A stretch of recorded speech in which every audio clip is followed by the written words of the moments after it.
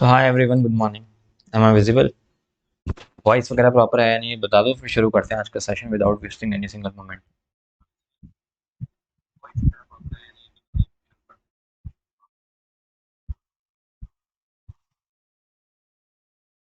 आज जिन भी लोगों को हो ना, आज अपन डेमो टेस्ट करेंगे। आज डेमो का लास्ट है, मतलब यूट्यूब पे लास्ट सेशन है, कल से ऐप पे होगा।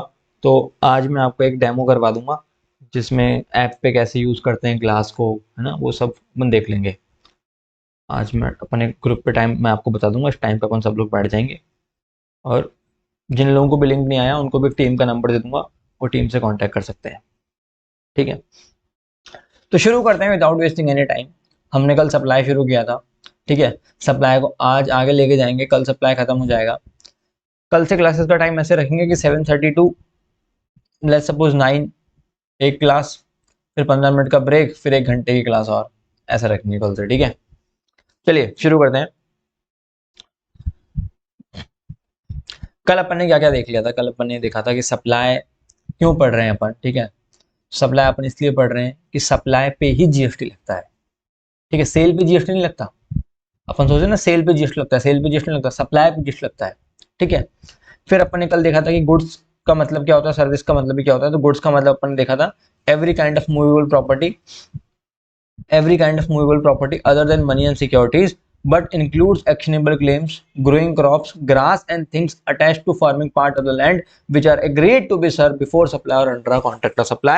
गुड्स का मतलब ये होता है कि गुड्स के अंदर सारी की सारी मूवेबल प्रॉपर्टीज इंक्लूड होती हैं except money and securities. Money and securities पे जीएसटी नहीं लगता। जैसे कल अपन ने देखा था कि भाई 2000 के बदले 500 के 4 नोट मिलना, तो वो कोई, उस पर कोई जीएसटी नहीं लगेगा, ठीक है। लेकिन मनी का अगर कन्वर्जन हुआ, ठीक है, एक डिनोमिनेशन से दूसरे डिनोमिनेशन में या एक करेंसी से दूसरे करेंसी के अंदर, और कन्वर्जन चार्जेस लगे, उसको सप्लाई और सर्विस माना जाएगा। सिक्योरिटीज मतलब आपने शेयर मार्केट में पैसा लगाया तो उस पर भी कोई जीएसटी नहीं लगेगा, लेकिन अगर ब्रोकरेज की बात है तो उस पर जीएसटी लग जाएगा। मेरे ख्याल से इतना आपको समझ में आया होगा। सर्विसेज का मतलब क्या होता है? सर्विसेज का मतलब ये होता है एनीथिंग अदर देन गुड्स। कितना बड़ा स्कोप रखा है इन्होंने कि गुड्स के अलावा जो भी है वो सब सर्विसेज है। अच्छा, गुड्स के डेफिनेशन के अंदर एक वर्ड था एक्शनेबल क्लेम। एक्शनेबल क्लेम का मतलब क्या होता है कि आपका ऐसा कोई भी ऐसा एक्शन जिससे आपको फ्यूचर में क्लेम मिल सके, ठीक है। मतलब आज की डेट में तो आपको पार्टिसिपेट करने का राइट है, ठीक है। जैसे आपने लॉटरी में पैसा लगाया, इंश्योरेंस में पैसा लगाया, फ्यूचर में हो सकता है कि आपको, अगर वो सिचुएशन फेवरेबल हो, ठीक है, अगर वो एक्शन आपके फेवर में जाए, तो हो सकता है कि आपको फ्यूचर में उसका राइट मिले। तो एक्शनेबल क्लेम के केस में हमने क्या देखा था कि सिर्फ और सिर्फ लॉटरी, बैटिंग और गैम्बलिंग ऐसा है जिसके केस में टैक्स लगता है। बाकी के सारे अपन देखेंगे शेड्यूल 3, मतलब नेगेटिव लिस्ट में डाल दिया। नेगेटिव लिस्ट का मतलब है कुछ ऐसे आइटम जिन पे जीएसटी ही नहीं लगता। समझ में आया आपको? मेरे ख्याल से इतना क्लियर होगा। Gross growing crops, grass and things, तो सिंपल सी बात है कि कोई क्रॉप है जो अभी तक लैंड से अटैच्ड है और वो पहले से ही बिक गई, ठीक है। All the upon agriculture exemption chapter में आगे देखेंगे। एग्जाम्पशन चैप्टर में एग्जाम्पशन का मतलब होता है, देखो सिंपल सी बात है, मैं आपको बताता हूँ। सप्लाई जो चैप्टर है ना, सप्लाई, वो आपको बताता है कि जीएसटी लेवी कब होता है, ठीक है। सप्लाई क्या बताता है? जीएसटी लेवी कब होता है। फिर बीच में आता है एग्जाम्पशन। एग्जाम्पशन क्या होता है कि जीएसटी लेवी तो हो गया बट एग्जाम्पशन मिल गई। जैसे सपोज करो इनकम टैक्स में आपकी इनकम थी 7 लाख रुपए, लेकिन बेसिक एग्जाम्पशन मिल गया, लेट्स सपोज आपको 2.5 लाख रुपए का, ठीक है। समझ रहे मेरी बात? तो ये होता है एग्जाम्पशन। फिर supply minus GST levy minus exemption is equal to GST collection. तो GST levy minus exemption is equal to क्या होता है? GST collection. अच्छा, अब एक बात सुनना, आप सोच रहे होंगे नेगेटिव लिस्ट क्या होती है। नेगेटिव लिस्ट वो होती है जो सप्लाई चैप्टर में ही नहीं है, मतलब सप्लाई ही नहीं है, मतलब जीएसटी लेवी ही नहीं हुआ। फॉर एग्जाम्पल मैं कह रहा हूं कि वो इनकम का ही पार्ट नहीं है, ठीक है। समझ रहे हो? वो होती है नेगेटिव लिस्ट। एग्जाम्पशन क्या होती है कि इनकम का तो पार्ट है बट एग्जाम्पशन मिल गई। तो GST collection is equal to GST collection, ये होता है, ठीक है। आगे बढ़ते हैं। तो गुड्स का मतलब आपको क्लियर है। सर्विस का मतलब क्या होता है? बड़ी बड़ी ब्रॉड डेफिनेशन रखी है। Service means anything other than goods. Goods के अलावा जो भी बचा वो क्या हो जाएगा? गुड्स के अलावा जो भी बचा वो सबके सब क्या हो जाएगा? वो सबके सब हो जाएगा आपका service. Anything other than goods is service. Very sorted, ठीक है। बट उसके अंदर बोला है कि मनी और सिक्योरिटीज पे जीएसटी नहीं लगेगा, और अगर मनी का यूज हुआ, कन्वर्जन वगैरह हुआ, तो उस पर जीएसटी लगा देंगे। क्लियर है? कंसिडरेशन के डेफिनेशन में आते हैं। कंसिडरेशन क्या बोलता है? कंसिडरेशन आपको ऐसे बोलता है कि समथिंग इन रिटर्न, किसी चीज के बदले में कुछ मिलना, उसको क्या बोलते हैं अपन, कंसिडरेशन बोलते हैं। याद करो कल हमने क्या देखा था, कंसिडरेशन के अंदर कोई भी इंड्यूसमेंट हो या फोरबियरेंस हो वो सब इंक्लूड हो जाएगा। इंड्यूसमेंट का मतलब ऐसा होता है कि फॉर एग्जांपल जैसे बस ड्राइवर ने बस रोक दी किसी रेस्टोरेंट के बाहर और उस बस ड्राइवर को फ्री में खाना खिलाया गया। कुल मिला के आप बस ड्राइवर को इनडायरेक्टली लालच लेके प्रमोट कर रहे हो कि भाई तू तेरी बस यहाँ रोक। जैसे कोई फार्मा कंपनी है, वो किसी डॉक्टर को क्या बोलेगी कि ये लो गाड़ी, कार गिफ्ट, आपको एक गाड़ी गिफ्ट करते हैं हम, और आप क्या करो सारे के सारे पेशेंट्स को हमारी ही कंपनी की दवाइयां रिकमेंड करो। इसको बोलते हैं इंड्यूस करना। तो भले ही वो चीज फ्री में हो लेकिन उसको क्या माना जाएगा, कंसिडरेशन ही माना जाएगा। क्योंकि फ्री में क्या मतलब, किसी चीज के बदले में कुछ करा, समझ में आ रहा है आपको। लेकिन कंसिडरेशन के अंदर सेंट्रल गवर्नमेंट, स्टेट गवर्नमेंट कोई सब्सिडी दे तो वो अमाउंट क्या होगा, वो अमाउंट इंक्लूड नहीं होगा। अगर सेंट्रल गवर्नमेंट, स्टेट गवर्नमेंट कोई सब्सिडी दे रही है तो वो अमाउंट कंसिडरेशन में इंक्लूड नहीं होगा। ठीक है, क्लियर है। कंसिडरेशन के अंदर नेचुरल लव एंड अफेक्शन, ये सब कंसिडरेशन के अंदर नहीं आते। जैसे कल क्या हुआ था, हमारा जो यश था उसने यशस्वी को एक आईफोन गिफ्ट करा था और बदले में इसको क्या मिला था, नेचुरल लव एंड अफेक्शन मिला था। तो वो कंसिडरेशन का पार्ट नहीं होगा। मंदिर में अगर डोनेशन करके आओगे तो जो डोनेशन है अगर वो विदाउट ऐसी एडवर्टीजमेंट वाले आपके पर्पस के बिना है तब तो वो कोई कंसिडरेशन नहीं है। लेकिन अगर उसके अंदर एडवर्टीजमेंट वाली फील आ रही है तो कंसिडरेशन माना जाएगा। इस पे एक सर्कुलर भी है, मैं आपको दिखा देता हूं। ठीक है, इस पे एक सर्कुलर भी है,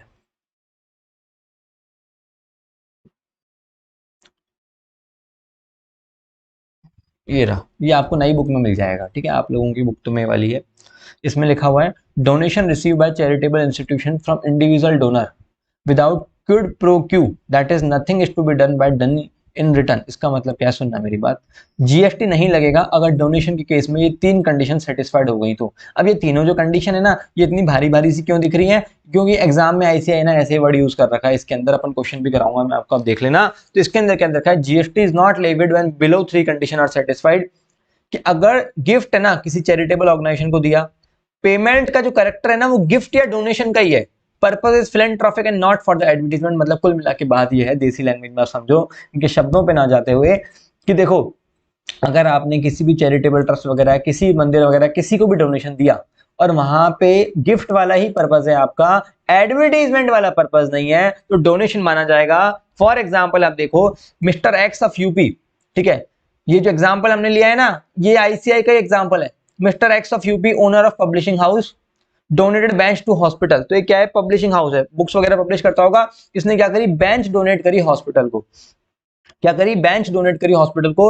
if it is return on the bench donated by mister x, अगर बेंच पे ऐसा लिखा हो कि ये किसने की है, डोनेटेड बाय मिस्टर एक्स, तो खाली नाम ही तो लिखा है, खाली नाम लिखना तो कोई एडवर्टीजमेंट होता नहीं है, तो इसको सप्लाई नहीं मानेंगे। मैं आपको बताऊं ये बुक एकदम कंप्लीट बंडल है, इसके बाहर आपको कुछ देखने की जरूरत ही नहीं है। ठीक है, धीरे धीरे आपको देखो, किसी पे भी ब्लाइंडली ट्रस्ट नहीं करना चाहिए, लेकिन किसी के एक्शन से आपको धीरे धीरे ट्रस्ट हो जाएगा। अगले 5 से 7 दिन के अंदर आपको आईडीटी में 100% कॉन्फिडेंस आना शुरू हो जाएगा।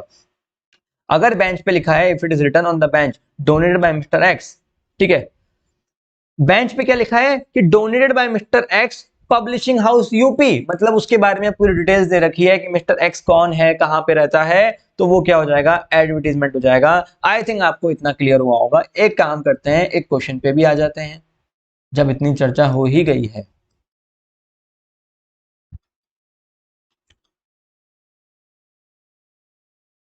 थैंक यू सत्य, इधर आ जाओ।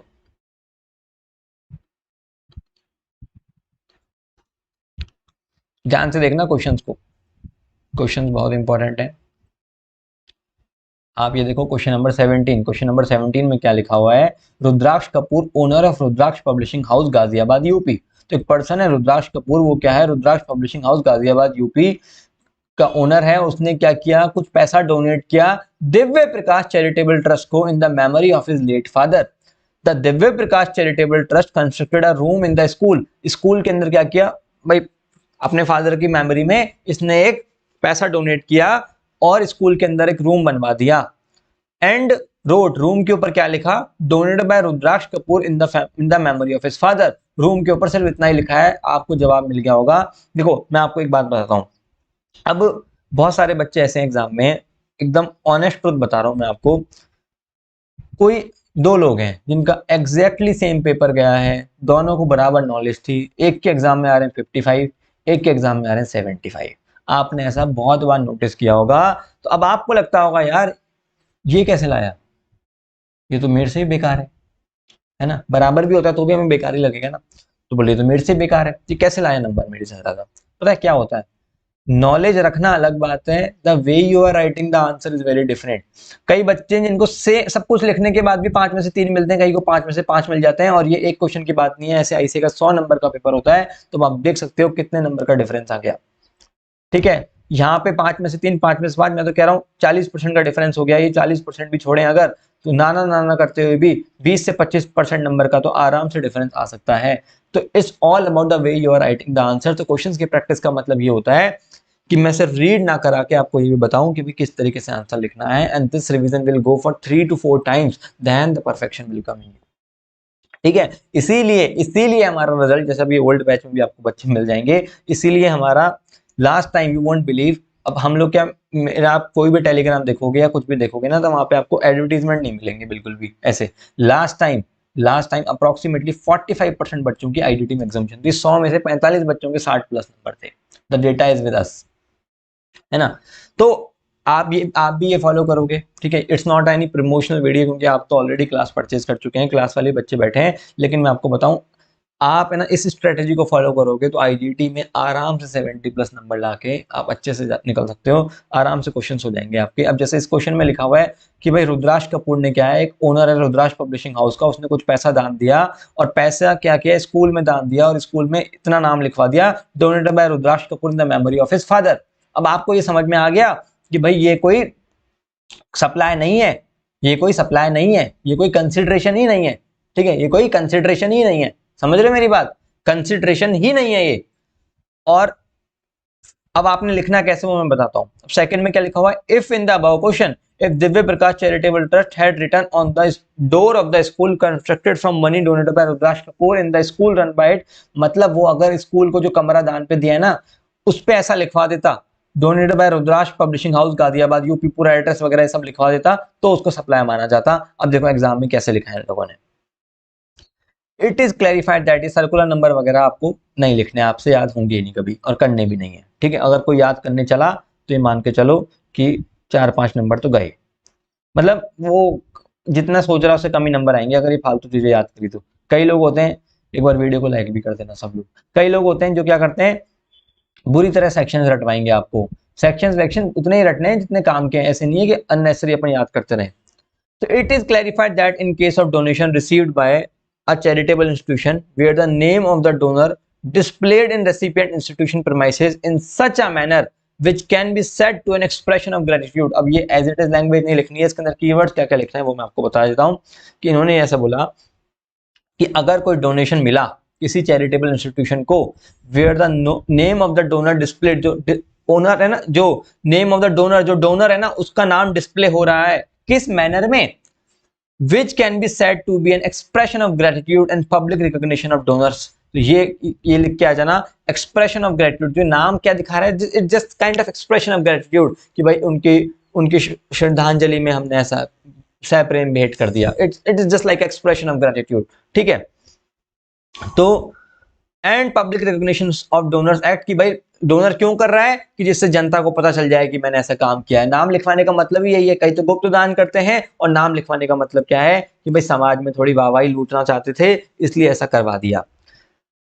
तो क्या लिखा है इन्होंने, which can be said to be an expression of gratitude and public recognition of donors act of philanthropy and it is not aimed at publicity to the donor in such a manner that it would be an advertisement or promotion of the business। तो आपको important keywords क्या लिख के आने हैं कि expression of gratitude and public recognition होना चाहिए, और it is not aimed at giving publicity to the donor in such a manner, तो पब्लिसिटी वाला इरादा नहीं होना चाहिए। Now it is not possible कि आप एक एक लाइन एक एक वर्ड ऐसा का वैसा लिख के आए, बट कुछ कीवर्ड्स मैच होंगे तो ऐसे आपको पूरे के पूरे मार्क्स दे देगा। ठीक है, तो सुनना मेरी बात, it is not aimed at giving publicity to donor in such a manner that it would be advertising or promotion of his business। ठीक है, then it can be said that there is no supply of service। ठीक है, तो अगर क्या condition fulfil होनी चाहिए कि भाई आपका कोई एडवर्टीजमेंट वाला इरादा नहीं होना चाहिए, ठीक है, तो ही उसको नो कंसिडरेशन माना जाएगा, और no consideration means no supply. इन्होंने क्या लिखा, donation receive by charitable organisation are treated as consideration only if it exist. बोले अगर डोनेशन कब माना जाएगा, अब ये वाली लाइन आप तो लिख पाओ तो लिख पाओ, नहीं तो नहीं लिख पाओ तो भी चल जाएगा, ठीक है, ऊपर के जो कीवर्ड्स हैं वो लिखना जरूरी थे, ठीक है। आगे बढ़ते हैं। अब ये पहली बार में आपको ये समझ में आ जाएगा पढ़ने के बाद कि इसका आंसर क्या होगा। जब अपन अगली बार रिवाइज कर रहे होंगे तो आपको इमीडिएटली क्लिक हो जाएगा कि इसका आंसर क्या होगा, पर आप लोग वहीं खुश हो जाओगे, वहां से खुश नहीं होना है। दूसरी बार रिवीजन से क्या होगा, तीसरी बार रिवीजन से क्या होगा, कीवर्ड्स याद करना शुरू हो जाएंगे, जो आप खुद से नहीं कर पाओगे इस, क्योंकि आपके पास 8 पेपर है, रोबोट तो है नहीं। Thus GST is not leviable where all the three following condition are satisfied। GST कब नहीं लगेगा, अगर ये 3 कंडीशन सेटिस्फाइड है कि अगर आपने किसी चैरिटेबल ऑर्गेनाइजेशन को donation the, payment has the character of gift और डोनेशन, पेमेंट का करेक्टर कैसा है, गिफ्ट या डोनेशन का पेमेंट का करेक्टर है, और पर्पस इज फिलैंथ्रोपिक। फिलैंथ्रोपिक मतलब कोई कमर्शियल गेन नहीं है। अब देखो, अब तुम 2-3 बार पढ़ोगे तो तुम्हें वर्ड ध्यान में आ जाएगा फिलैंथ्रोपिक। अगर तुम लिख के आओगे कि गिफ्ट और donation is made to a charitable trust, ठीक है, charitable organization, payment has the character of gift, public donation and the purpose is philanthropic, तो भैया काम सेट है, ठीक है। अब ये आपने पहले बेसिक लॉ लिखा, अब इन्होंने थोड़ा ज्यादा लिखा है, आपसे थोड़ा कम ज्यादा होगा। फिर अब 2 क्वेश्चन है, 2 क्वेश्चन का इन्होंने आंसर लिखना शुरू किया कि भाई इस क्वेश्चन, पहले वाले क्वेश्चन में क्या था कि सिर्फ नाम ही लिखवाया है, there is no reference of the publishing house, तो अपने बिजनेस का कोई प्रमोशन नहीं किया, तो इसमें कीवर्ड्स क्या हो गई, ठीक है। तो पहले वाले में भी इन्होंने शुरू में तो प्रोविजन ही लिखा है, फिर इधर नीचे लिखा है कि कोई एडवर्टीजमेंट वगैरह नहीं है, तो क्या हो जाएगा कि इस पे जीएसटी नहीं लगेगा। दूसरे में क्या लिखा, in the given case since the name of Rudraksh publishing house, business का ही पूरा नाम लिख दिया है ना, has been displayed on the donor of the room constructed, तो क्या मान लिया जाएगा इसको, इट इज अ सप्लाई। किस किस को क्लियर हुआ है, पहली बात तो आंसर क्या होगा वो चीज तो क्लियर हुई ना। अब ये चीज तो 1-2 बार एक्सपर्टीज से मैं करवा दूंगा आपको, वो मेरे ऊपर छोड़ दो। आंसर क्या है वो क्लियर हुआ ना, ठीक है, थोड़ा इंटरेक्टिव है ना। ऐसे नींदों में रह के क्या करेंगे हम लोग, हम सीएस के अंदर सबसे बड़ी दिक्कत ये होती है कि हमारे कम्युनिकेशन जीरो होते हैं, हमारा इंटरेक्शन नहीं होता। इसका मतलब ये नहीं हम खराब हैं, हमारे को आदत ही वैसी पड़ जाती है। आपने देखा होगा कई बार एमबीए सीए से भी ऊपर निकल जाते हैं in terms of package, just because of their interaction in skill, कि वो बोलते हैं ना कि किसी के पास होता कुछ नहीं लेकिन दिखा बहुत कुछ देते हैं, और हमारे पास होता बहुत कुछ है लेकिन दिखाते नहीं। इसको गलत सेंस में ना लेते हुए, मतलब हमारे पास नॉलेज बहुत है पर हम एक्सप्रेस ही नहीं कर पाते, उनके पास होता इतना सा है, ऐसा बड़ा चढ़ा के दिखाएंगे। क्लियर है, आगे बढ़ते हैं। क्वेश्चन नंबर 17 समझ में आया आपको। तो डोनेशन का आपको ये चार्ट मैंने पूरा का पूरा इसी पर्पज से डाला है, सो दैट जब आप क्वेश्चन सॉल्व करोगे तो कोई दिक्कत नहीं आएगी, ठीक है। सर ये लास्ट लाइन लिखने से पहले हेडिंग कंक्लूजन लिखना है, कौन सी वाली लास्ट लाइन भैया, देखो पहले प्रोविजन लिखना है, आंसर कैसे लिखते हैं ना आपको वो मैं आपको कल क्लास में बताऊंगा, यूट्यूब पे नहीं बताऊंगा, पूरे स्टेप्स बता दूंगा कि आंसर पे कैसे कैसे कैसे स्टेप्स लिखने होते हैं, ठीक है। ऑल तो मैंने मैराथन वाले बच्चों को एक बार बताया भी था, लेकिन मैं आपको कल एकदम इन डेप्थ बताऊंगा, उस स्टेप्स को फॉलो करके आप सारे के सारे आंसर लिख सकते हैं एक ही फॉर्मेट के अंदर, वो क्या फॉर्मेट होता है, ठीक है, ठीक है, क्लियर है, आगे बढ़ते हैं। डोनेशन का मतलब आपको समझ में आया, तो कंसिडरेशन, कुल मिला के कंसिडरेशन आपका सॉर्ट हुआ। कंसिडरेशन आप क्यों पढ़ रहे हैं हम, अब सुनना मेरी बात, सप्लाई की जो डेफिनेशन में आप सभी लोग ध्यान से सुनेंगे, देखो ठीक है। सप्लाई की जो डेफिनेशन है ना, उसका उसके 4 पार्ट हैं। सप्लाई की डेफिनेशन के 4 पार्ट है। सप्लाई का मतलब होता क्या है वो मैं आपको बताता हूँ, देखो सप्लाई का मतलब ये होता है, supply includes all forms of supply of goods and services, all forms of supply of goods and services made or agreed to be made for consideration and in the course or furtherance of business। 4 चीजें क्या हो गई supply के अंदर, supply के अंदर supply जो है ना वो सेक्शन नंबर 7 है, पहली बात तो ठीक है। अब सेक्शन नंबर 7 के अंदर section 7 sub section A 7(1)(a) clause A, ठीक है। ये क्या बोलता है, सप्लाई के 4 पार्ट है। क्या पार्ट है सप्लाई के, सप्लाई इंक्लूड्स, सप्लाई का मतलब क्या है, ऑल फॉर्म्स, सभी लोग ध्यान से सुनेंगे, all forms of supply of goods and services made oblique agreed to be made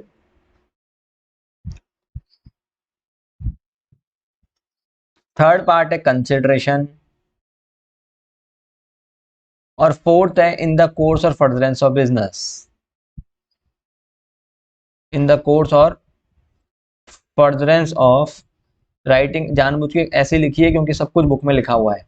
आप कई बच्चों को क्वेरी रहती है कि भाई क्लास नोट्स बनाने नहीं करने, मैं आपको बताऊं समरी बुक इसी तरीके से डिजाइन की है कि उसमें सब कवर्ड है, फिर भी अपन को बहुत चीजें होती हैं जो याद नहीं रहती हैं, तो आप लिख सकते हो, अभी अपने कॉपी पे लिख लो, बाद में बुक में उतार लिख लेना, ठीक है। और जब नई बुक आएगी आपके पास घर पे तो आप उस पर लिखते जाना ऊपर से ही। अगर किसी बच्चे, कई बच्चे प्रीवियस बैच में ऐसे भी थे जिन्होंने खुद की कॉपी बनाई थी, और मैं आप लोगों की ओल्ड बैच के साथ एक जूम मीटिंग भी करवाऊंगा जो मैं हर बार करवाता हूँ, ओल्ड बैच के जितने भी स्टूडेंट थे उनके साथ जूम मीटिंग, तो वो आपको कुछ सजेशन दे पाएंगे कि हाँ भाई क्या क्या करना है, क्योंकि कई चीजें, हर चीज मैं नहीं बता पाऊंगा ना, वो अपने एक्सपीरियंस से बताएंगे।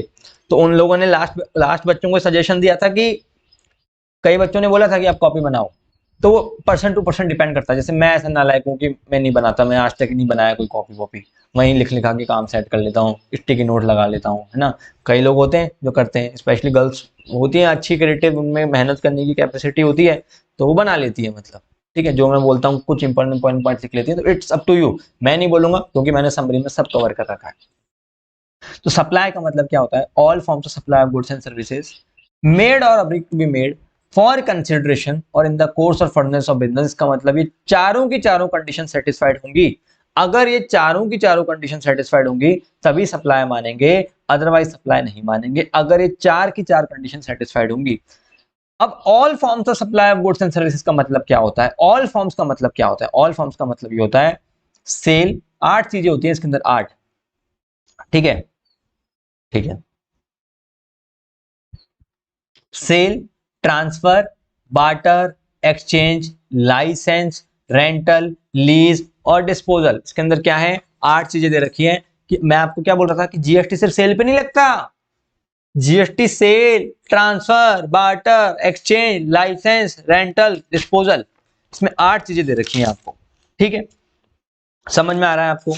अब इसका इन वर्ड्स का मतलब क्या होता है वो मैं आपको समझाता हूँ, ऑल्दो आपसे एग्जाम में पूछेंगे नहीं। सप्लाई के डेफिनेशन के 4 पार्ट्स हैं। All forms of supply of, मेरे साथ मनी मन में रिपीट कर लो, all forms of supply of goods and services made or agreed to be made for consideration or in the course or furtherance of business। अब all forms पे अपन चर्चा कर रहे हैं। all forms का मतलब क्या होता है, सेल, ट्रांसफर। सेल और ट्रांसफर में फर्क क्या होता है, देखो, लेट्स सपोज ये ट्रांसफर है तो ये सेल है। ट्रांसफर का मतलब होता है मैंने मेरे एक दोस्त को पेन दिया, वो ट्रांसफर हो गई, वो सेल थोड़ी हुई। ट्रांसफर मतलब देना। अब आप बोलोगे कि सर देने में भी जीएसटी लगेगा क्या, मैं अभी ये नहीं बोल रहा जीएसटी लगेगा नहीं लगेगा, चारों की चारों कंडीशन देखी जाएगी तो ही जीएसटी लगेगा। लेकिन एक कंडीशन सेटिस्फाइड हो गई, all forms of supply of goods and services, किसी को कुछ देना, ट्रांसफर करना, वो ऑल फॉर्म्स में आएगा। फिर हम चारों की चारों पैरामीटर्स में चेक करेंगे, 4 पैरामीटर्स हैं हमारे, अगर चारों पे टिक लग जाएगा तो ही सप्लाई माना जाएगा। एज ऑफ नाउ मैं आपको इतना पढ़ा रहा हूं कि सेल और ट्रांसफर दोनों ऑल फॉर्म्स ऑफ सप्लाई में आते हैं। सेल का मतलब क्या होता है, ओनरशिप ट्रांसफर हो जाती है सेल के अंदर, लेकिन खाली ट्रांसफर में, जैसे आप स्कूल में करते थे, ठीक है। जैसे ऋषभ था हमारा, क्या करता था ये, रिया 2 पेन है क्या, रिया बोलती थी एक ही है, ये बोलता था एक ही तो चाहिए। ये स्कूल में अपन करते थे ना ये, तो वो होता है पेन देना किसी को, ट्रांसफर, बेच थोड़ी दिया, इट इज अ ट्रांसफर। तो हम बोलोगे क्या उस पर जीएसटी लगेगा, वो हम बाद में देखेंगे चारों कंडीशन सेटिस्फाई हो रही है कि नहीं हो रही। अभी तो हम पहली कंडीशन पढ़ रहे हैं। पहली कंडीशन क्या बोलती है, all forms of supply of goods and services, ठीक है। फिर उसमें क्या है, सेल, ट्रांसफर, आगे आते हैं बार्टर। अब ये बार्टर क्या होता है भैया, बार्टर मतलब चीजों का आदान प्रदान, system of exchange of article is known as barter system. ये डेफिनेशन हमने क्लास 3 या 4 में पढ़ी थी। इसका मतलब क्या हुआ कि बार्टर, बार्टर मतलब तुमने मुझे चावल दिए, हमने तुम्हें गेहूं दे दिए, तो ये क्या हो गया, बार्टर सिस्टम हो गया। तो क्या ये भी ऑल फॉर्म्स में आता है। अब आप समझना मेरी बात, जैसे सपोज करो मैं बिजनेस करता हूँ, सिर्फ जीएसटी सिर्फ सेल पे नहीं लगता, मैं जीएसटी करता हूँ, मैं बिजनेस करता हूँ, मान के चलो मोबाइल फोन का बिजनेस करता हूँ, ठीक है। और मेरे बगल में एक दुकान वाला है, वो किसका बिजनेस करता है, वो लैपटॉप का बिजनेस करता है, ठीक है। तो अगर मैंने उसको क्या बोला, ले भाई तू मोबाइल ले ले और तेरे को मेरे को तू लैपटॉप दे दे, तो क्या इसका मतलब उस मोबाइल या लैपटॉप पे जीएसटी नहीं लगाएंगे, समझ रहे हो मेरी बात? तो ये बार्टर हो गया, मोबाइल देना लैपटॉप लेना, ये क्या हो गया, बार्टर हो गया। समझ रहे हो मेरी बात? तो ये भी ऑल फॉर्म्स में आ गया। अब जीएसटी कब लगेगा कब नहीं लगेगा अपन, मैं आपको 8-10 एग्जांपल लेके समझा दूंगा, चारों कंडीशन, आप इसमें प्रो बन जाओगे। लेकिन अभी अपन पहली कंडीशन पे ध्यान देते हैं, ठीक है। पहली कंडीशन क्या बोलते हैं कि भाई किसी चीज के बदले में कुछ मिलना, पेन के बदले में कॉपी, ठीक है। जैसे एग्जाम्पल्स बढ़िया आप लोग लिख ही लेते हो, ठीक है, तो मेरे को सोचने की जरूरत नहीं पड़ती। बार्टर का मतलब समझ में आ गया। तो अभी तक अपन ने 3 चीज देखी, सेल, ट्रांसफर, बार्टर।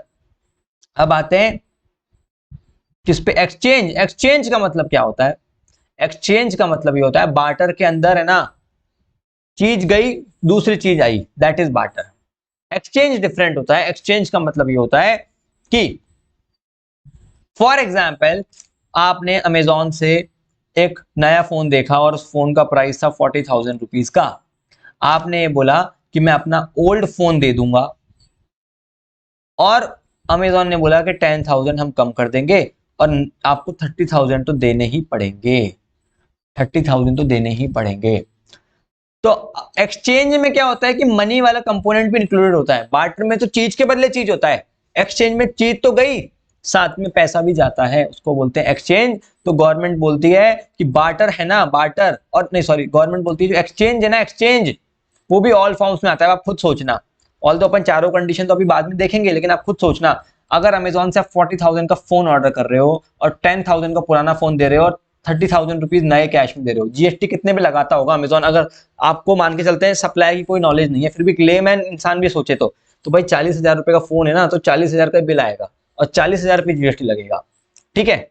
आपने पुराना फोन दिया वो बात अलग है, कैश 30,000 दिया वो आपने कैसे भी पे किया हो कंसिडरेशन, बट जीएसटी पूरे अमाउंट पे लगता है, ठीक है। वो अपन लेमैन तरीके से बता रहे हैं। अभी सारा चारों की चारों कंडीशन देख लेंगे तो आपको टेक्निकल तरीके से भी समझ में आ जाएगा कि क्यों 40,000 रुपये जीएसटी लगाते हैं।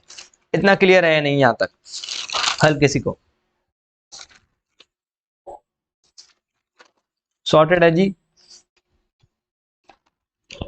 ठीक है।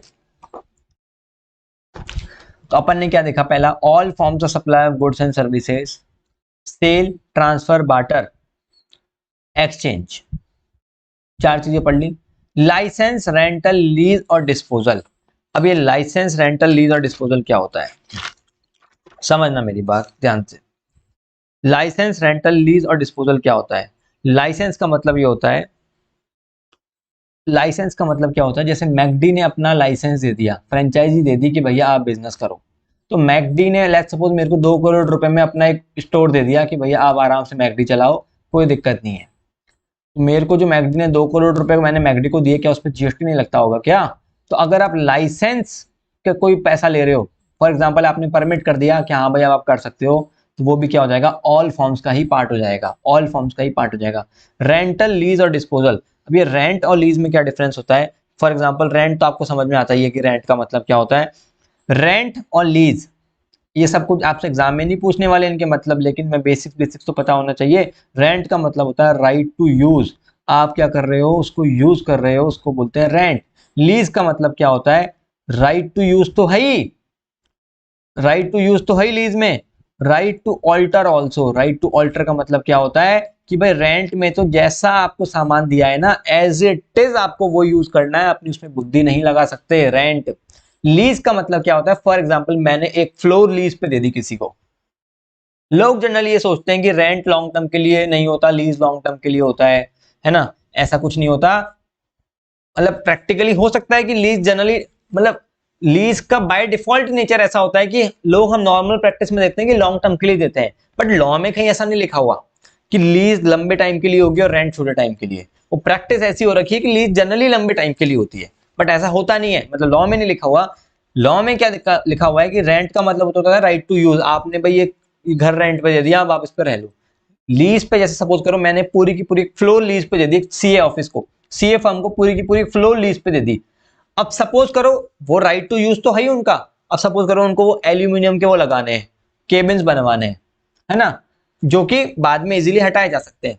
तो उसको ऑल्टर भी कर सकते हैं, वो होता है लीज। तो लीज के केस में राइट टू ऑल्टर का भी वो मिल जाता है। ऑल्दो दोनों ही ऑल फॉर्म्स का पार्ट है, दोनों के बदले पैसा मिलेगा, आप रेंट देते हो या लीज का पैसा देते हो, दोनों पे क्या माना जाएगा, दोनों ही ऑल फॉर्म्स का पार्ट है। अभी हम ये डिस्कस नहीं कर रहे कि जीएसटी लगेगा या नहीं लगेगा, वो तो हम डिसाइड करेंगे कि चारों के चारों कंडीशन सेटिस्फाइड हैं तभी जीएसटी लगेगा, अदरवाइज नहीं लगेगा। अभी तक हमने क्या पढ़ा, अभी तक हमने ये पढ़ा all forms of supply of goods and services. All forms में हमने क्या पढ़ा, सेल, ट्रांसफर, बार्टर, ठीक है। अच्छा, लाइसेंस और लीज में क्या डिफरेंस होता है? लाइसेंस और लीज में, लाइसेंस देना और लीज में, लाइसेंस तो हम क्या कर सकते हैं, एक ही चीज का लाइसेंस मल्टीपल लोगों को भी दे सकते हैं, ठीक है। एक ही चीज का लाइसेंस हम मल्टीपल लोगों को दे सकते हैं कि भाई मैकडी के फ्रेंचाइजी मैं भी ले सकता हूं, आप भी ले सकते हो, आशीष भी ले सकता है, ऋषभ भी ले सकता है, यश भी ले सकता है, कोई भी ले सकता है, लेकिन लीज तो वो एक ही जने को जाएगी, ठीक है। इतना इन डेप्थ नहीं जाने का है, इनको बस समझने का था। सेल भी ऑल फॉर्म्स का पार्ट है, ट्रांसफर भी ऑल फॉर्म का पार्ट है, बार्टर भी ऑल फॉर्म्स का पार्ट है, एक्सचेंज समझ गया, लाइसेंस, रेंटल, लीज और डिस्पोजल क्या होता है ये अभी आपको थोड़ी देर में समझ में आ जाएगा। तो पहली चीज हमने क्या देखी, सप्लाई की डेफिनेशन क्या है। सप्लाई की डेफिनेशन ऐसी है, all forms of supply of goods and services, all forms of supply of goods and services, sale, transfer, barter, licence, lease, rental, disposal, exchange, हमने 8 चीजें देख ली। मेड और agreed to be made, made मतलब कर दी या करने वाले हो। सोचने पे थोड़ी लगता है कि आप सोच रहे हो कि मैं ट्रांसफर कर दूंगा, मैं सेल कर दूंगा, करो। Made oblique agreed to be made, agreed to be made मतलब आपने एडवांस ले लिया। सर लेट्स सपोज आपने क्या किया, मैंने आपको बोला कि देखो भैया आईडीटी का बैच शुरू होने वाला है 27 मई से, ठीक है, और आपने अप्रैल में पैसा दे दिया मेरे को एडवांस में, ठीक है। तो उस पे भी वो भी क्या हो गया, वो भी सप्लाई हो गया ना। समझ रहे मेरी बात, कि भले ही वो मेड या फिर एग्रीड टू बी मेड, मैंने आपको प्रॉमिस तो कर दिया ना कि मैं करने वाला हूं, तो क्या हो गया, करो या फिर करने वाले हो, ऐसा होना चाहिए। तो all forms of supply of goods and services made और agreed to be made for consideration, consideration तो हमने देख ही लिया, कंसिडरेशन का कंपोनेंट भी जरूरी है।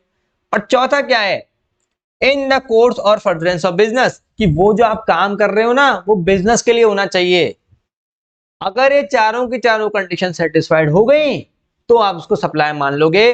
क्या है पहला, all forms of supply of goods and services made और agreed to be made for consideration or in the course और फर्दरेंस ऑफ बिजनेस। अगर ये चार की चार कंडीशन सेटिस्फाइड हो गई तो ही हम सप्लाई मानेंगे।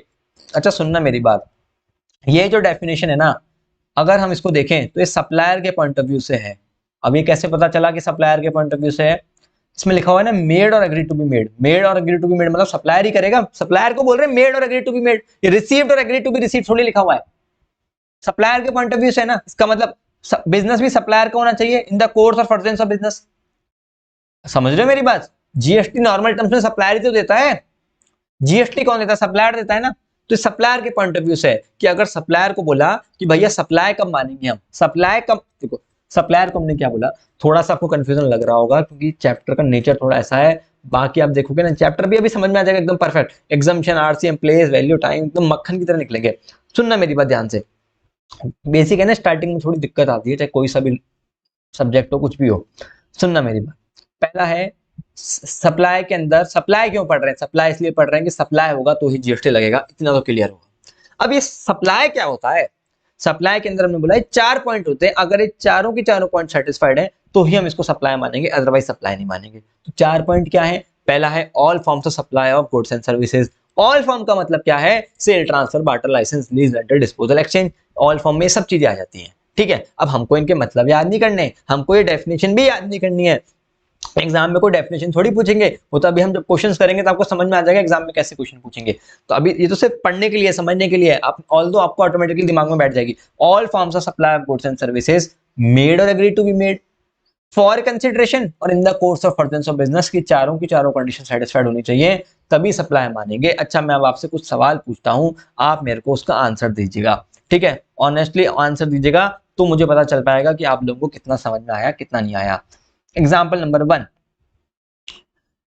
लेट्स सपोज कि जो नमन है ना, नमन, ये अपने जो क्लास में नमन जैन,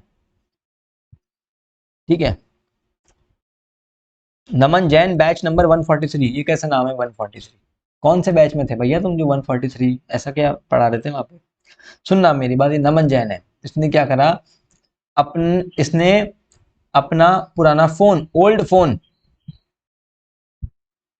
किसको बेच दिया? आशीष को बेच दिया। अपना पुराना फोन इसने आशीष को बेच दिया 5,000 रुपए में। क्या ये सप्लाई है या नहीं? चारों पैरामीटर्स में जाके देखो क्या ये सप्लाई है या नहीं। नमन जैन ने ओल्ड फोन 5,000 रुपीज में आशीष को बेच दिया, क्या ये सप्लाई है या नहीं? दूसरा दूसरा दूसरा क्या बोलता है? ये आप लोगों का आंसर आया नहीं। क्यों नहीं है देखते हैं अपन। देखो पहला है क्या ये ऑल फॉर्म्स का पार्ट है या नहीं? तो भैया ट्रांसफर तो हो ही गया, फोन दिया हमने और बेसिकली देखा जाए तो सेल ही हो गई। 5,000 रुपए में दिया ना, ओनरशिप राइट ही चले गए, तो ट्रांसफर नहीं है तो सेल ही हो गई।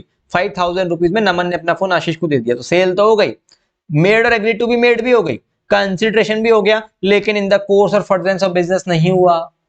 इसका कोई बिजनेस थोड़ी है, सप्लायर सप्लायर का कोई बिजनेस तो है नहीं इस चीज का, तो इसको इसको जीएसटी नहीं लगाएंगे, इस पे सप्लाई नहीं मानेंगे इसको। ठीक है, चलो आगे बढ़ते हैं, दूसरा एग्जांपल लेते हैं। आशीष ने, नमन ने क्या किया? नमन ने अपना ओल्ड फोन एक शॉपकीपर को बेच दिया, मोबाइल शॉपकीपर को। उसका मोबाइल का बिजनेस था, एक मोबाइल कंपनी को इसने क्या किया? अपना फोन बेच दिया, ओल्ड फोन कैशिफाई पे बेच दिया, कैशिफाई पे। ठीक है, 5,000 रुपीज पे। क्या इस पे जीएसटी लगाएंगे? क्या इस पे जीएसटी लगाएंगे? Answer is no. क्यों?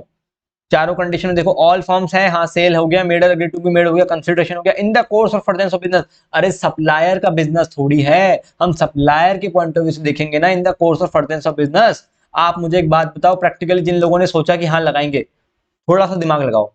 तुम अपने ऊपर लेके चलो कि तुमने अपना फोन कैशिफाई को दे दिया और सरकार तुम्हें बोले भैया जीएसटी में रजिस्ट्रेशन कराओ, जीएसटी दो, तुम दोगे क्या? नहीं। तो क्या हो गया? ये भी सप्लाई नहीं है। आगे बढ़ते हैं। सपोज करो अब ये हमारी क्लास में सूरज बैठा हुआ है, ठीक है। इसने क्या किया? डोमिनोज से पिज्जा ऑर्डर किया। क्या किया? डोमिनोज से पिज्जा ऑर्डर किया। जब पिज्जा घर पे आया तो डिलीवरी बॉय सामने गेट पे खड़ा था और डिलीवरी बॉय ने पैसे मांगे, तो ये बोला पैसे तो नहीं है, कुछ और ले लो। डिलीवरी बॉय ने बोला क्या लूं मैं आपसे? इसने अपनी घड़ी ही दे दी। इसने क्या करा? अपनी घड़ी दे दी डिलीवरी बॉय को, पैसे के बदले में घड़ी। ठीक है, पैसे के बदले में क्या किया? घड़ी दे दी इसने। तो अब मुझे एक बात बताओ, ये सप्लाई है या नहीं? अरे नालायको इधर देखो, ये सप्लाई है या नहीं ये बताओ तुम मुझे। डोमिनोज के पिज्जा के बदले में इसने अपनी घड़ी दे दी। देखो सिंपल सी बात है, पहली कंडीशन ऑल फॉर्म्स है क्या? हाँ ऑल फॉर्म्स तो है। मेड और एग्री टू बी मेड है, हाँ है। कंसिडरेशन, घड़ी दे दी, कंसिडरेशन भी है। इन द कोर्स और फर्दरेंस ऑफ बिजनेस है क्या? अरे डोमिनोज के पॉइंट ऑफ व्यू से तो बिजनेस ही है ना डोमिनोज का पिज्जा बेचना। सिंपल सी बात है, जब वो पिज्जा लेके आएगा तो उस बिल पे तो ऑलरेडी जीएसटी लगा हुआ होगा। वो ये थोड़ी सोचेगा कि भाई साहब घड़ी देंगे तो जीएसटी नहीं लगाएंगे, घड़ी कैश दे देंगे तो जीएसटी लगाएंगे। कैसी बातें कर रहे हो? डोमिनोज सप्लायर के पॉइंट ऑफ व्यू सोचो। डोमिनोज अगर भैया आपको पिज्जा लेके आ रहा है तो वो इस बात पे थोड़ी जीएसटी डिपेंड करेगा कि घड़ी दे देंगे तो नहीं लगाएंगे, कैश दे देंगे तो लगा देंगे। ठीक है, समझ में आ रहा है नहीं आ रहा आपको? हाँ सचिन, पुराने बैच वाले यहाँ क्या कर रहे हैं? उल्टे सीधे एग्जाम्पल और लिख रहे हैं। समझ में आया नहीं आया? ठीक है, क्लियर है? अब जो लिख रहे थे नॉट अ सप्लाई उनको क्लियर हो गया होगा कि भाई घड़ी के बदले में पिज्जा मिला तो वो भी सप्लाई है। डोमिनोज की पॉइंट ऑफ व्यू सोचो ना, सप्लायर तो डोमिनोज है, उसका तो धंधा है। चलिए जी आगे बढ़ते हैं, और एग्जांपल लूं या सफिशिएंट रहेंगी?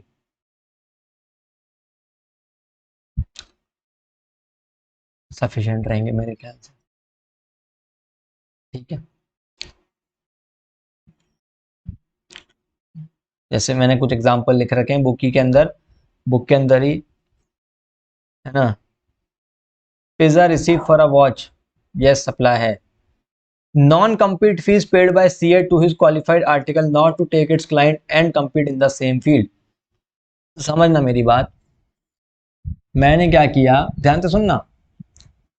जैसे मेरा एक आर्टिकल था, अब मैं प्रिंसिपल हूँ, ऑल्दो मैं कभी काम करूँगा नहीं कि मैं फर्म खोल के ये सब करूँ। मान के चलो मैं प्रिंसिपल हूँ, मेरा आर्टिकल है और सारा काम वही करता है, बस साइन मैं करता हूँ, सब पता है उसको। अब जब उसकी सीए हो गई ना, तो मेरे सारे क्लाइंट के साथ उसकी बढ़िया सेटिंग है। मेरे को लगा भाई अभी गया, सब ले जाएगा ये। मैंने उसको बोला कि भाई सुन, तू 10 लाख रुपए ले और प्रैक्टिस में मत आ, दूर हो जा, प्रैक्टिस से दूर हो जा। तो 10 लाख रुपए ले और प्रैक्टिस से दूर। क्या ये कंसिडरेशन है? कुछ ना करने के बदले में पैसा देना। फोरबियरेंस, नॉन कम्पीट फीस, क्या हो गया ये? कंसिडरेशन तो है। क्या ये सप्लाई है? ऑल फॉर्म्स है क्या? Sale, transfer, barter, lease, rental, licence, ठीक है, डिस्पोजल, समझ रहे हो। फिर मेड और agree to be made for consideration or in the course of furtherance of business, क्या हो गया?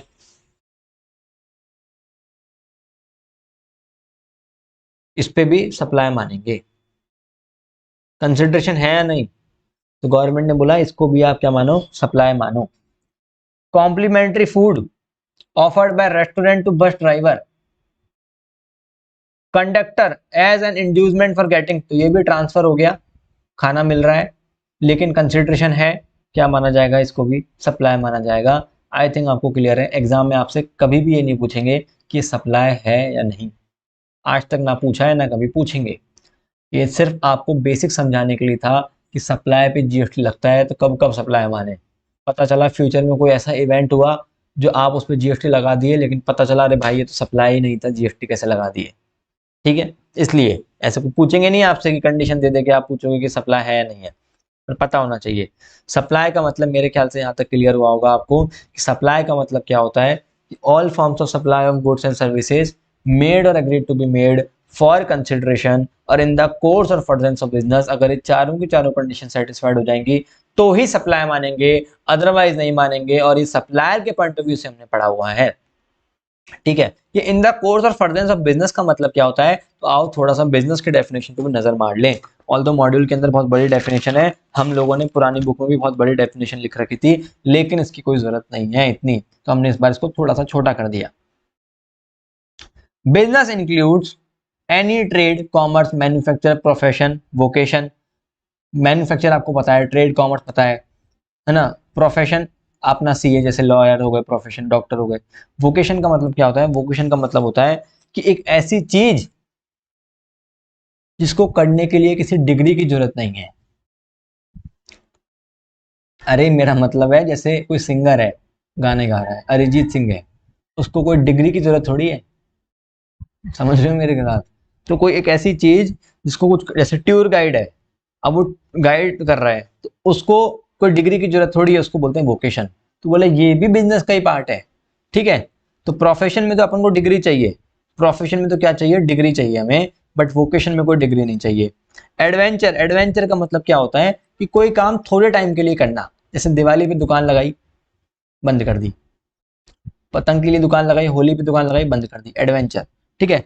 वेजर का मतलब क्या होता है? वेजर का मतलब जो होता है ना, वो घोड़े वोड़े पे पैसे लगवाता है, जो लॉटरी लॉटरी चलाता है, जो लॉटरी चलाता है, घोड़े पे नहीं, तो बुकी होता है, जो लॉटरी पे पैसे लगाता है ना, उसको वेजर बोलते हैं।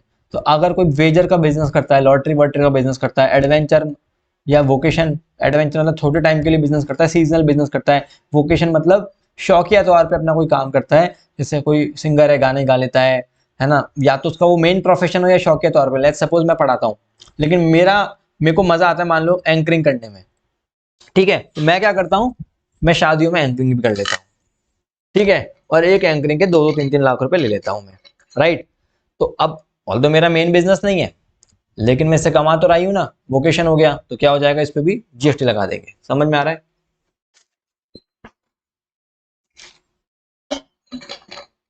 कोई दिक्कत? क्लियर है यहां तक? आगे बढ़ते हैं।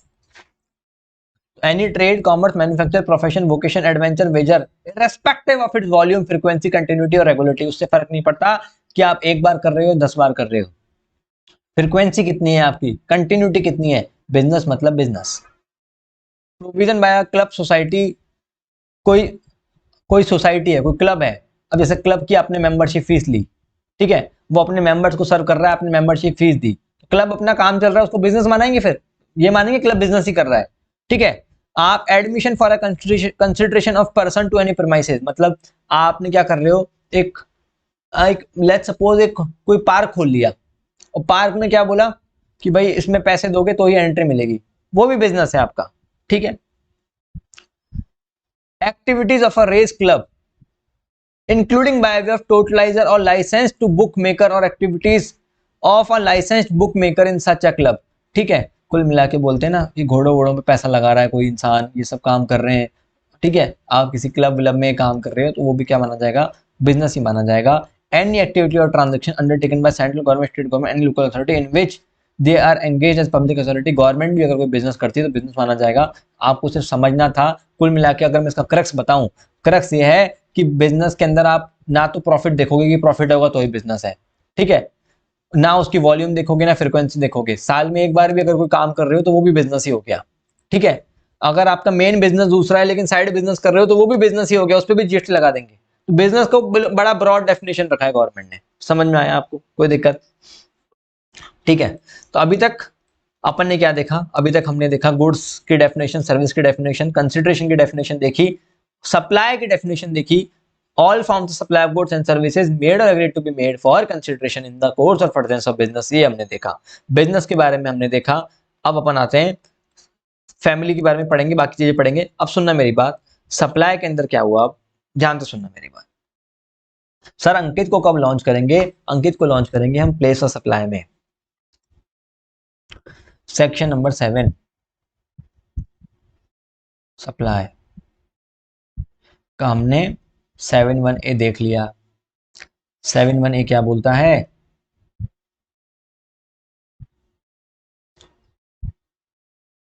पहली चीज तो बोलता है ऑल, अब आप सोच रहे होंगे इतनी बार क्यों बोले जा रहा है ये इंसान, ऐसे ही दिमाग में बैठता है। All forms of supply of, last बार है बस ये ना, all forms of supply of goods and services made और एग्रीड टू बी मेड। क्या करें, दिमाग की लिमिटेशन ही ऐसी है, कुछ चीजें ऐसी होती हैं, वो शाहरुख खान बोलता है ना कि कुछ चीजें ऐसी होती हैं जिनको हम जिंदगी भर याद करने की कोशिश करें तो वो याद नहीं आती, और कुछ चीजें हम भुलाने की कोशिश करें तो भूली नहीं जाती। तो ये सब्जेक्ट ऐसा है कि हम, पढ़ाई यही चीज ही ऐसी, याद करने की कोशिश करते हैं याद ही नहीं आती। All form supply of goods and services made और एग्रीड टू बी मेड, और जिसको भुलाने की कोशिश करते हो आप भूल नहीं पाते, फॉर कंसिडरेशन, और चौथा इन the course of furtherance of business.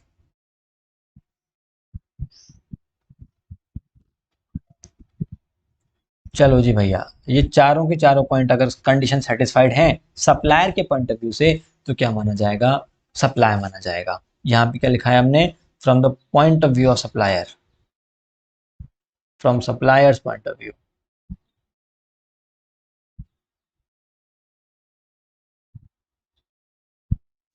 ठीक है।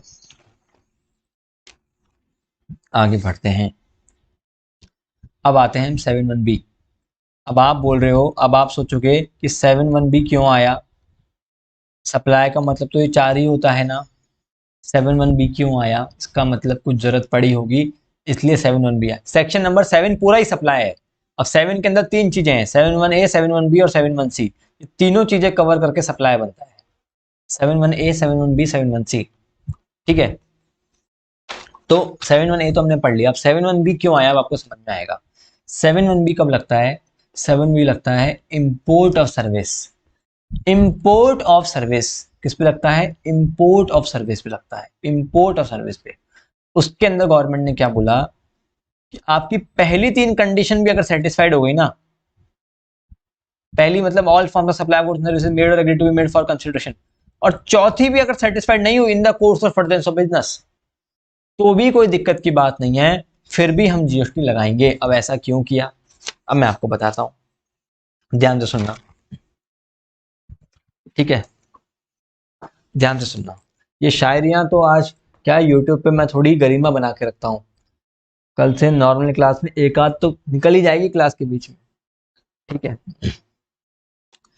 निकल ही जाएगी। ऐसे बोरिंग हो के क्या पढ़ने का, माहौल बनाने का, ठीक है। All forms of supply of goods and services made or agreed to be made for consideration in the course of furtherance of business 7(1)(a) के अंदर तो चारों की चारों कंडीशन सेटिस्फाइड होनी चाहिए। मतलब ये कार है, कार के 4 टायर होते हैं, 7(1)(a) के अंदर अगर चारों की चारों कंडीशन सेटिस्फाइड होंगी तो ही कार चल पाएगी, एक टायर के बिना कार नहीं चल पाएगी। ये क्या है? ऑटो, 3 पहियों वाला ऑटो। इसके अंदर क्या लिखा है, सुनना मेरी बात। इसके अंदर इन्होंने ऐसा लिखा है, all forms of supply of goods and services made or agreed to be made for consideration, पर इन द कोर्स और फर्दरेंस ऑफ बिजनेस नहीं होगा तो भी चलेगा। इन द कोर्स और फर्दरेंस ऑफ बिजनेस नहीं होगा तो भी चलेगा। इन द कोर्स और फर्दरेंस ऑफ बिजनेस नहीं होगा तो भी चलेगा। क्यों? अब सुनना मेरी बात। अगर आप कोई सर्विस इंपोर्ट करते हो, import of service, import of service. अच्छा एक बात मुझे आप बताना, लेमैन टर्म्स में, मैं मानता हूं आपको कोई नॉलेज नहीं है, आपने कोई सर्विस इंपोर्ट करी मिस्टर जॉन से, मिस्टर जॉन कहां का है? यूएस का है, और आपने उससे कोई सर्विस इंपोर्ट करी इंडिया में, क्या गवर्नमेंट मिस्टर जॉन से जीएसटी मांग सकती है क्या? मिस्टर जॉन को गवर्नमेंट ऐसे बोल सकती है क्या, जॉन साहब जीएसटी लो, जीएसटी का रजिस्ट्रेशन लो और जीएसटी दो? क्या मिस्टर जॉन को ऐसा गवर्नमेंट बोल सकती है क्या, इंडियन गवर्नमेंट? मिस्टर जॉन बोलेंगे पहले अपने लोगों से तो जीएसटी का रजिस्ट्रेशन दिलवा लो।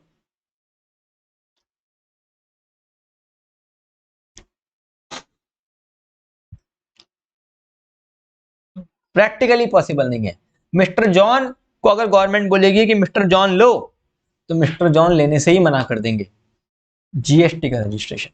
क्यों लेंगे भैया वो जीएसटी का रजिस्ट्रेशन? कोई मतलब ही नहीं है। समझ रहे हो मेरी बात? सॉर्टेड है। तो एक बात बताओ, इस ट्रांजेक्शन के ऊपर जीएसटी कौन देगा? सप्लायर तो देगा नहीं। अब गवर्नमेंट बोल रही जीएसटी कौन देगा? रिसीवर ही देगा ना, सप्लायर तो देगा नहीं जीएसटी इस ट्रांजेक्शन के ऊपर, इंपोर्ट के ऊपर। तो गवर्नमेंट ने आरसीएम में रिवर्स चार्ज मैकेनिज्म में रिसीवर को पकड़ा, और रिवर्स चार्ज में गवर्नमेंट ने क्या बोला, सुनना मेरी बात, कि देख भाई ऑल फॉर्म्स तो होना चाहिए, मतलब तूने कोई सर्विस इंपोर्ट करी तो सेल हो गई, मेड और एग्रीड टू बी मेड हो गई, कंसिडरेशन भी हो गया, लेकिन इन द कोर्स और फर्दरेंस ऑफ बिजनेस, बोले हमें क्या मतलब है कि जो सामने वाला बंदा है ना उसका कोर्स और फर्दरेंस ऑफ बिजनेस हो या नहीं हो, हमें कोई मतलब नहीं है, ठीक है। कोर्स और फर्दरेंस ऑफ बिजनेस हो या नहीं हो हमें कोई मतलब नहीं है, इसको सप्लाई मान लिया जाएगा। कुल मिला के अगर आपने कोई भी सर्विस इंपोर्ट करी, अब कोर्स और फर्दरेंस ऑफ बिजनेस हो या नहीं हो, वी डोंट केयर, उसको सप्लाई मान लिया जाएगा। अब आप सोचना मेरी बात, अब आप सोच रहे होंगे सर ऐसे तो हमने मान लो कोई सर्विस इंपोर्ट करी, लेट्स सपोज हम गूगल प्ले स्टोर से बहुत तरह की चीजें डाउनलोड कर लेते हैं 100 रुपए देके, है ना, 100 रुपए लगता है, हम कोई सर्विस इंपोर्ट ही कर रहे हैं, वो भी तो सर्विस इंपोर्ट ही कर रहे हैं भाई। गूगल स्टोर से आपने 100 रुपए दिया और कोई सर्विस डाउनलोड कर ली, वो भी क्या हो गया, इंपोर्ट और सर्विस ही हो गया। तो अब क्या उस पर भी जीएसटी लगाएंगे क्या, उसको भी सप्लाई मानेंगे क्या? तो देखो अपन आगे जाके देखेंगे, इंपोर्ट और सर्विस के केस में हम आगे जाके देखेंगे कि अगर वो आपका बिजनेस पर्पज हुआ ना, रिसीवर का अगर बिजनेस पर्पज हुआ, अगर वो रिसीवर का बिजनेस पर्पज हुआ तब तो उसको जीएसटी मान लेंगे, और अगर वो रिसीवर का पर्सनल पर्पज हुआ तो उसको जाके आगे जाके एग्जम्प्ट कर देंगे। तो जो इन द कोर्स और फर्दरेंस ऑफ बिजनेस हम नहीं देख रहे ना, ये सप्लायर के पॉइंट ऑफ व्यू से बात कर रहे हैं हम, सारी डेफिनेशन। ऑल फॉर्म्स तो है, मेड और एग्रीड टू बी मेड है, कंसिडरेशन भी है, लेकिन इन the course of furtherance of business ये सप्लायर के पॉइंट ऑफ व्यू से बात कर रहे हैं। हमने नेटफ्लिक्स का सब्सक्रिप्शन लिया, ये भी तो इंपोर्ट और सर्विस ही हो गई, ये भी तो इंपोर्ट और सर्विस हो गई, ऑल द वो ओआईडीआर सर्विसेज में आ गई। उसके केस में क्या होगा, गवर्नमेंट नेटफ्लिक्स को बोलेगी कि जीएसटी दो, वो अपन आगे देखेंगे, उसमें मत जाओ। कुल मिला के अभी आप समझना। अच्छा एक दो एग्जांपल लेता हूं, देसी एग्जांपल लेता हूं। मान के चलना कि शाहरुख खान है, उसकी एक नई मूवी आ रही है, ठीक है। अब शाहरुख खान की जो नई मूवी आ रही है ना, उसके लिए उनको एक वो है ना, मान के चलो किसी फॉरेन क्रिकेट प्लेयर का वो कर रहा है बायोग्राफी, ऑटोबायोग्राफी, ठीक है, ऑटोबायोग्राफी नहीं बायोग्राफी, ठीक है। तो वो क्या कर रहा है, लेट्स सपोज फॉरेन में कोई क्रिकेटर है, ठीक है, और उनको क्या करना है, उसकी बायोग्राफी करनी है। अब हो क्या रहा है कि उनको let's suppose Shahrukh Khan is doing role of, let's suppose Justin Bieber का कर रहा है, क्रिकेटर छोड़ो, जस्टिन बीबर का, Shahrukh Khan is doing role of Justin Bieber, ठीक है, ऑल्दो इम्प्रैक्टिकल है लेकिन हाँ। अब उनको जस्टिन बीबर जैसा हेयर कट चाहिए, लेना ही पड़ेगा ना, वैसे बिखरे हुए बाल, लंबे लंबे, ठीक है। तो अब शाहरुख खान ने क्या किया, जो लेट्स सपोज कि धर्मा प्रोडक्शन है, उसके साथ मूवी बन रही है, धर्मा के साथ शाहरुख खान ने क्या किया, अब वहां का जो बार्बर था ना, जो जस्टिन बीबर का बार्बर है, जो बाल काटता है जस्टिन बीबर के, उसको बोला कि देखो भैया, आप लाइव बाल काट के दिखाना स्क्रीन पे, कैसे काटते हैं स्टेप बाय स्टेप। तो हमारा जो बार्बर है ना, वो कॉपी करेगा स्टेप बाय स्टेप, और वो एज इट इज बाल काट देगा, और हम आपको पैसे दे देंगे। इंपोर्ट और सर्विस हो गई, भले हम उससे सर्विस ले रहे हैं, मतलब हम उसको पैसा दे रहे हैं, इंपोर्ट और सर्विस, हम उसकी सर्विस ले रहे हैं डायरेक्टली, इंपोर्ट और सर्विस हो गई, ठीक है। तो अब ये बिजनेस पर्पज के लिए हुई शाहरुख खान के लिए। तो इसके केस में क्या होगा, जो धर्मा प्रोडक्शन है ना, वो रिवर्स चार्ज में टैक्स देगा, ये बिजनेस का खर्चा हो गया।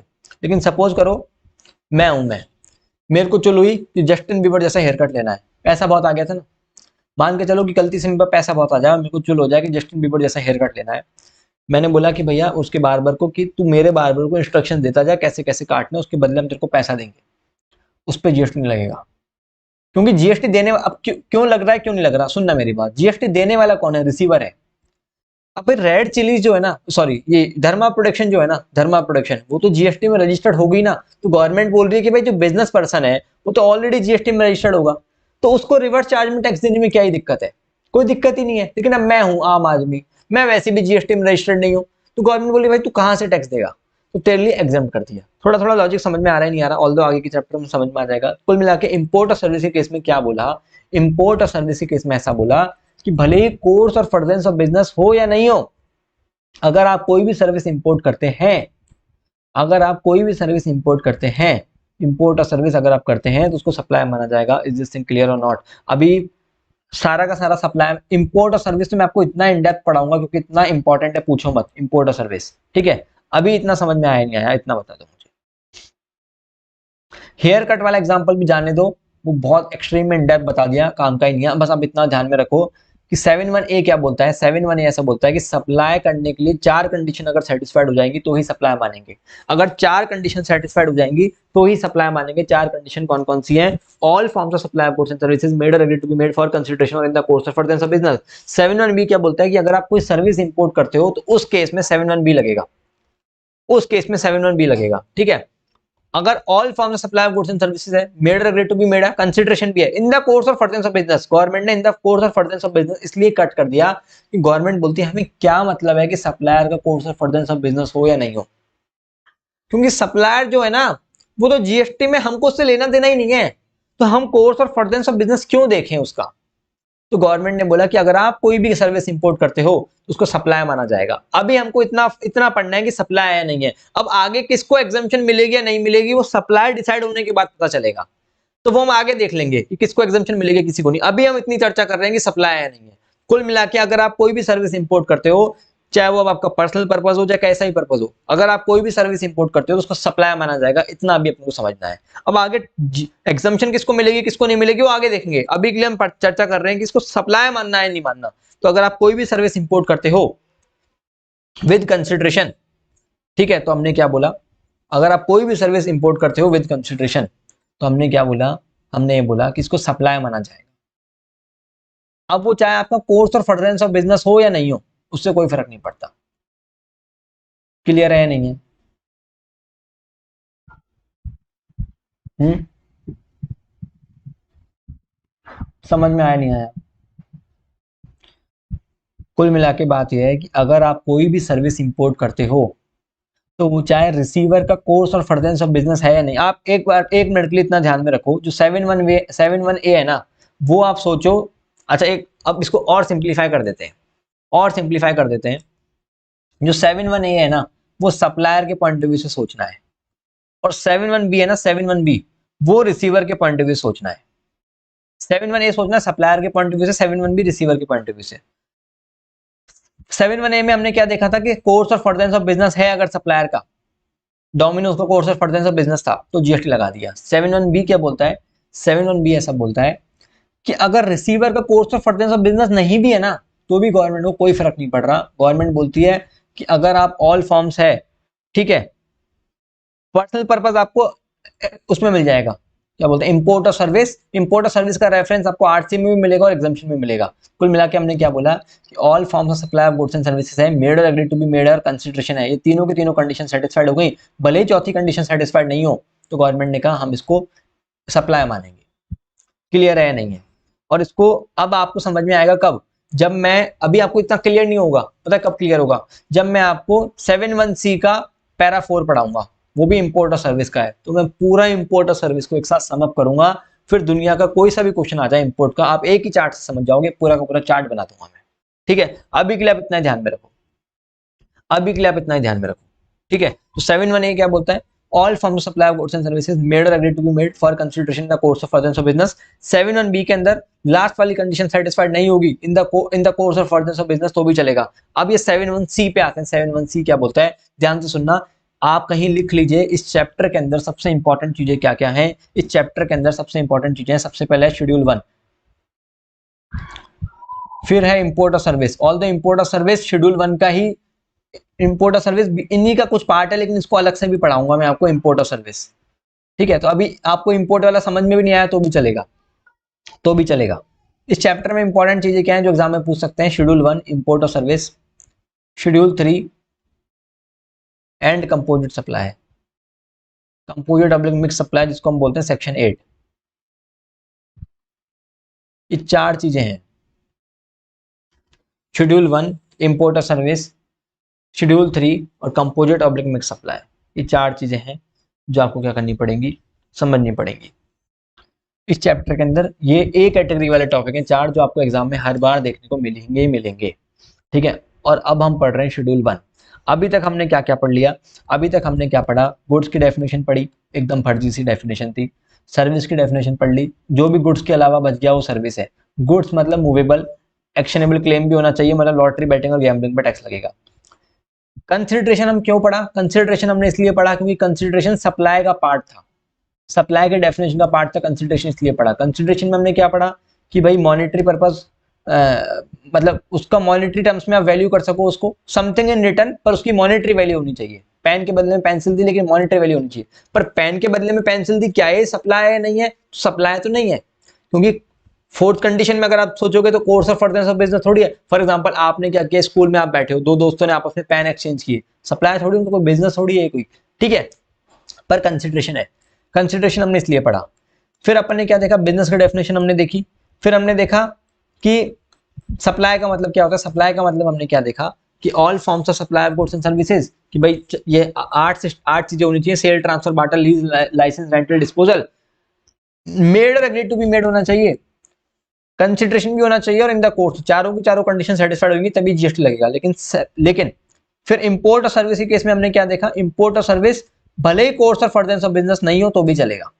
ठीक है, 7(1) आप सोचना सप्लायर के पॉइंट ऑफ व्यू से, और 7(1)(b) आप सोचना रिसीवर के पॉइंट ऑफ व्यू से। ठीक है, अभी आपको थोड़ा सा डिफिकल्ट लग रहा होगा, जैसे ही क्वेश्चंस करेंगे, जैसे ही पूरा समअप हो जाएगा ना, ये अभी क्या चल रहा है बीच में, जैसे ही समअप हो जाएगा पूरा का पूरा मैं आपको समझा दूंगा, लिंक करके क्लियरली समझ में आ जाएगा। ठीक है, अभी अपन आते हैं बाकी चीजों को छोड़ते हुए, 7(1)(a) भी पढ़ेंगे, लेकिन सबसे पहले अपन आते हैं शेड्यूल 1 में। शेड्यूल 1 क्या बोलते हैं, ध्यान से सुनना, ये थोड़ा इंटरेस्टिंग है और प्रैक्टिकल है, समझ में आएगा। शेड्यूल 1 ऐसा बोलता है कि ये, जैसे एक बात देखना, मेरी बात ध्यान से सभी लोग, सप्लाई के अंदर बेसिकली चार चीजें होती थी।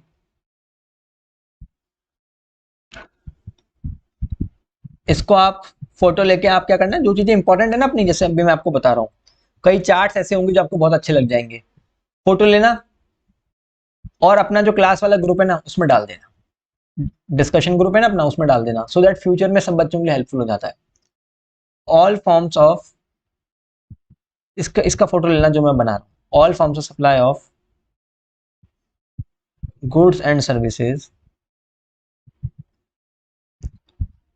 Made or agree to be made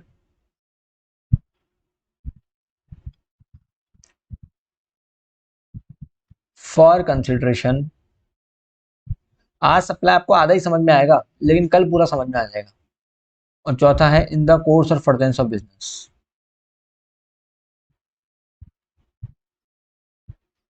अगर ये चारों, अब देखो, अब इसके अंदर 3 सेक्शन थे सप्लाई के अंदर, 7(1)A, 7(1)B और 7(1)C। 7(1)C को ही शेड्यूल 1 बोलते हैं।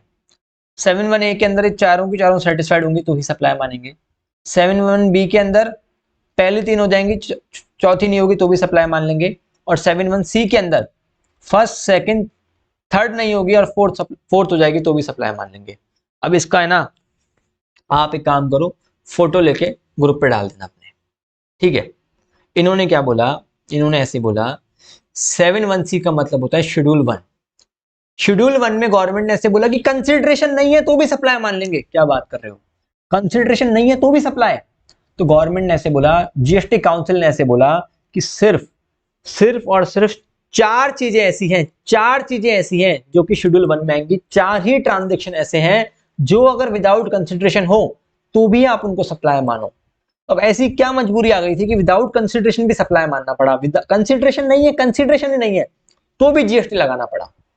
उनको बोलते हैं शेड्यूल 1। तो शेड्यूल 1 के अंदर ऐसी 4 चीजें हैं। शेड्यूल 1 को हम 7(1)C भी बोलते हैं और इसको ऐसा बोल दो, शेड्यूल 1, ठीक है। तो इसमें ऐसी 4 चीजें हैं, इसके अंदर ऐसी 4 चीजें हैं जो जो कि कंसिडरेशन नहीं है। 4 चीजें ऐसी हैं, 4, सिर्फ 4।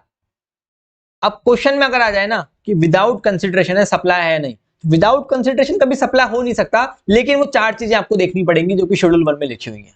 विदाउट कंसिडरेशन वैसे कभी सप्लाई नहीं हो सकता, लेकिन आपको 4 चीजें देखनी पड़ेंगी जो शेड्यूल 1 में। अब ये 4 चीजें है क्या? अब इसके अंदर अपन पता क्या बोलते हैं, इसको लिखते ऐसे हैं, 4 को या तो अपन 1 2 3 4 बोल ले, लेकिन अब ये लॉ मेकर ऐसा यूज करते हैं चारों के लिए, पैरा 1, पैरा 2, पैरा 3, पैरा 4। ऐसे 1 2 3 की जगह para 1, para 2, para 3, para 4 use करते हैं, ठीक है। शेड्यूल 1 में क्या है? 4 चीजें हैं, ठीक है। शेड्यूल 1 में क्या है? 4 चीजें हैं, जिनको हम बोलते हैं, ये 4 चीजें ऐसी हैं जो विदाउट कंसिडरेशन होंगी तो भी सप्लाई मान लेंगे, विदाउट कंसिडरेशन होगी तो भी सप्लाई मानेंगे, जिनको हम बोलते हैं पैरा 1, पैरा 2, पैरा 3 और पैरा 4। तो अब इसको बोलते कैसे अपन? Schedule 1 para 1। जैसे कोई अपन पहली ट्रांजेक्शन की बात करेंगे तो क्या बोलेंगे? Schedule 1 para 1। दूसरे की schedule 1 para 2, schedule 1 para 3, schedule 1 para 4। तो हम इस तरीके से टर्म्स यूज करेंगे, ये लॉ मेकर्स की टर्म है, लॉ मेकर इसी तरीके से वर्ड्स बोलते हैं। तो शेड्यूल 1 पैरा 1 में क्या लिखा हुआ है, ध्यान से देखना। शेड्यूल 1 पैरा 1 में ऐसा लिखा हुआ है, देखो देखो, ये सप्लाई के बेसिक पैरामीटर्स थे। ये क्या बोल रहे थे जो अपन ने, मैंने आपको पढ़ाया ना, सप्लाई गुड्स एंड सर्विसेज का होना चाहिए, मनी और सिक्योरिटीज पे जीएसटी नहीं लगता, सप्लाई के लिए कंसिडरेशन होना चाहिए और बिजनेस में इन्वॉल्व होना चाहिए। ये सारी बातें हमने आपको बताई, ठीक है। अब अपन आते हैं schedule 1 para 1, activities to be treated as supply even if made without consideration. Consideration नहीं है तो भी हम सप्लाई मानेंगे, कंसिडरेशन नहीं है तो भी हम सप्लाई मानेंगे। पहला है, अब आप खुद ही समझ जाओगे लॉजिक ऐसा क्यों है, परमानेंट ट्रांसफर और disposal of business asset where ITC has been availed on such asset. इसका मतलब क्या हुआ? अच्छा एक बात मुझे बताओ, सभी लोग कौन कौन एक बार लाइव बैठा है, एक बार हेलो बोलो। अब इंटरेक्शन रखेंगे तभी मजा आएगा, तभी समझ में आएगा, वरना नहीं आएगा। अब थोड़ा इंटरेक्शन जरूरी है, वरना समझ में नहीं आएगा। एक बार हेलो बोलो मेरे को, ऐसा समझ में आएगा, सप्लाई बिल्कुल बेस से क्लियर हो जाएगा आपके। कितने लोग बैठे? नमन, मनप्रीत, आशीष, यश, केजरीवाल, सूरज,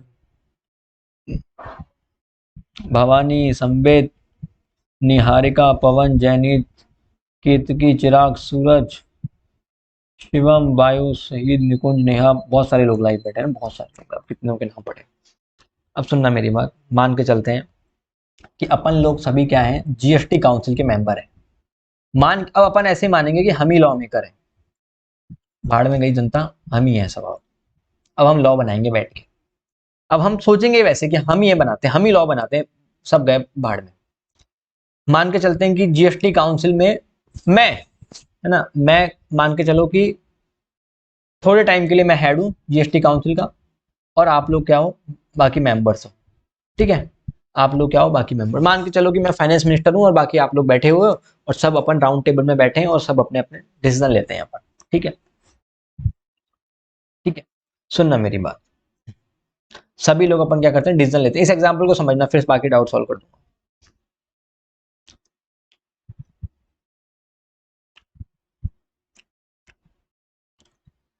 अब एक केस हुआ, केस क्या हुआ कि जो अपना एक एक पर्सन है, लेट्स सपोज ऋषभ नाम का एक बंदा था, उसने क्या किया, ऋषभ नाम के बंदे ने क्या किया, एक फ्रिज खरीदा था बिजनेस के लिए। क्या खरीदा था? एक फ्रिज खरीदा था बिजनेस के लिए। इसका दवाइयों का बिजनेस था, तो फ्रिज खरीदा था और उस फ्रिज पे आईटीसी ले ली इसने, आईटीसी ले ली। आईटीसी लेने का मतलब क्या होता है, धीरे धीरे आपको समझ जाएगा। आईटीसी लेने का मतलब ये होता है, गवर्नमेंट आपको आईटीसी दे देती है। गवर्नमेंट ये बोलती है कि जितना भी आप जीएसटी पे करके आए हो ना उस असेट पे, उसके हम आपको क्रेडिट दे देंगे अगर आप उसको बिजनेस के लिए यूज करोगे। तो गवर्नमेंट ये बोलती है कि धंधा करो, आराम से बिजनेस बढ़ाओ, बिजनेस करो और आईटीसी ले लो, कोई दिक्कत नहीं है। तो गवर्नमेंट आपको आईटीसी दे देती है उसकी। अगर आप बोल रही है, आप गवर्नमेंट को प्रॉमिस कर रहे हो कि हम इसको बिजनेस यूज में काम में लेंगे, तो आप गवर्नमेंट बोलती है आप आईटीसी ले लो, कोई दिक्कत नहीं है, ठीक है। सो दैट डबल टैक्सेशन ना हो, वो धीरे धीरे आपको समझ में आ जाएगा। अभी के लिए आप इतना समझना कि, ठीक है, ध्यान से सुनना।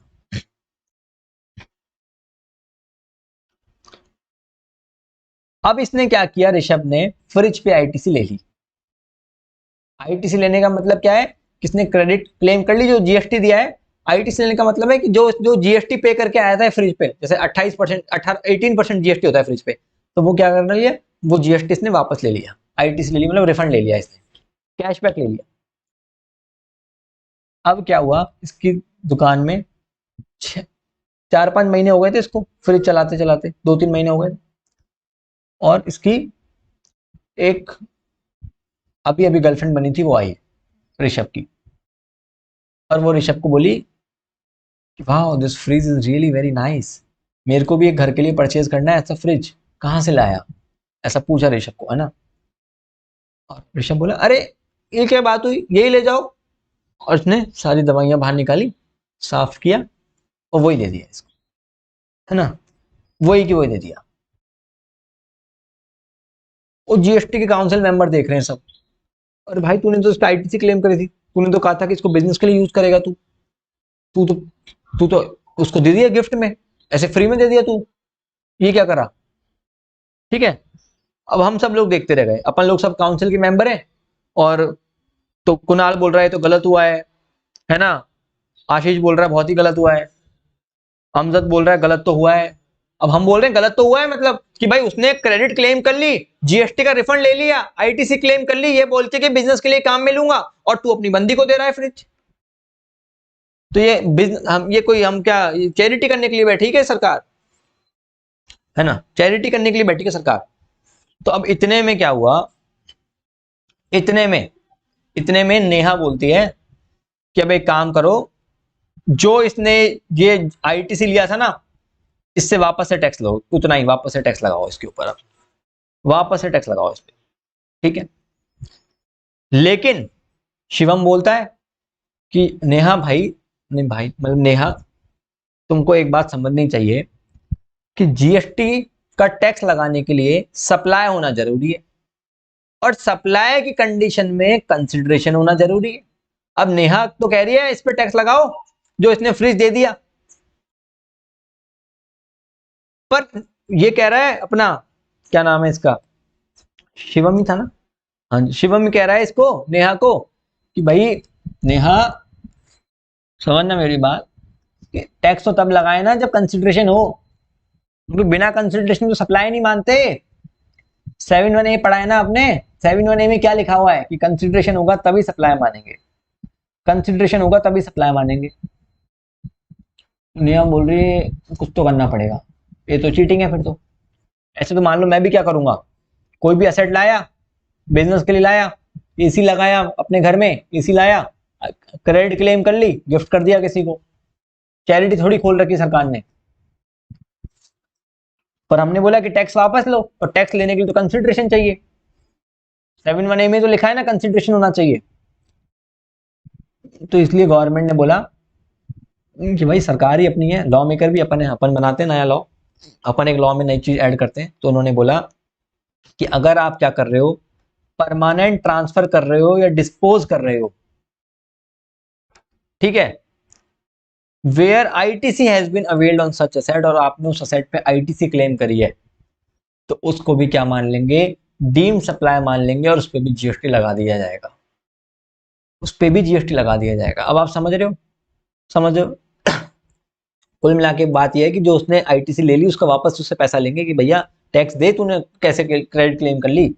लॉजिक समझ में आया कि आपको कि ये क्यों आया शेड्यूल 1 पैरा 1। पैरा 2 3 4 की बाद में बात करेंगे, अभी शेड्यूल 1 पैरा 1 ये विदाउट कंसिडरेशन में जीएसटी लगाने की नौबत क्यों आ गई, नेहा के कारण आई। क्योंकि नेहा बोली कि भाई हो तो गलत रहा है, और जो इसने क्या किया, इससे टैक्स वापस लो पूरा, और टैक्स वापस लेने के लिए कंसिडरेशन होना चाहिए, पर अब कंसिडरेशन तो है नहीं, इसने तो फ्रिज अपनी बंदी को फ्री में दिया है, पर भाई मजबूरी है, लेना पड़ेगा क्योंकि तू आईटीसी क्लेम कर चुका उस फ्रिज पे, ठीक है, तो क्या करेंगे, जीएसटी लगाएंगे। समझ में आया आपको, समझ में आया, सॉर्टेड है। अब ये जो चार्ट है ना, ये टेबल, ये थोड़ा इन डेप्थ कॉन्सेप्ट है, समझाऊंगा आपको, समझाऊंगा, ये बहुत इन डेप्थ है, इस पे अभी मत जाना वरना अजीब सा लगेगा, ठीक है। इतना समझ में आया आपको, ठीक है। Schedule 1 para 1। अब आते हैं शेड्यूल 1 पैरा 2 पे। पैरा 2 क्या बोलता है, सेकंड ट्रांजैक्शन पे आते हैं। सेकंड ट्रांजैक्शन क्या बोलता है, सेकंड ट्रांजैक्शन ऐसा बोलता है कि अगर आप अपने, अच्छा एक बात, मुझे एक बात बताओ, सिंपल सी बात है, सुनना मेरी बात ध्यान से,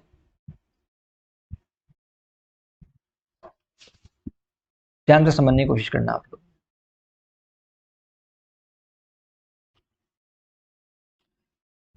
मैं मान के चलो मोबाइल का बिजनेस करता हूं,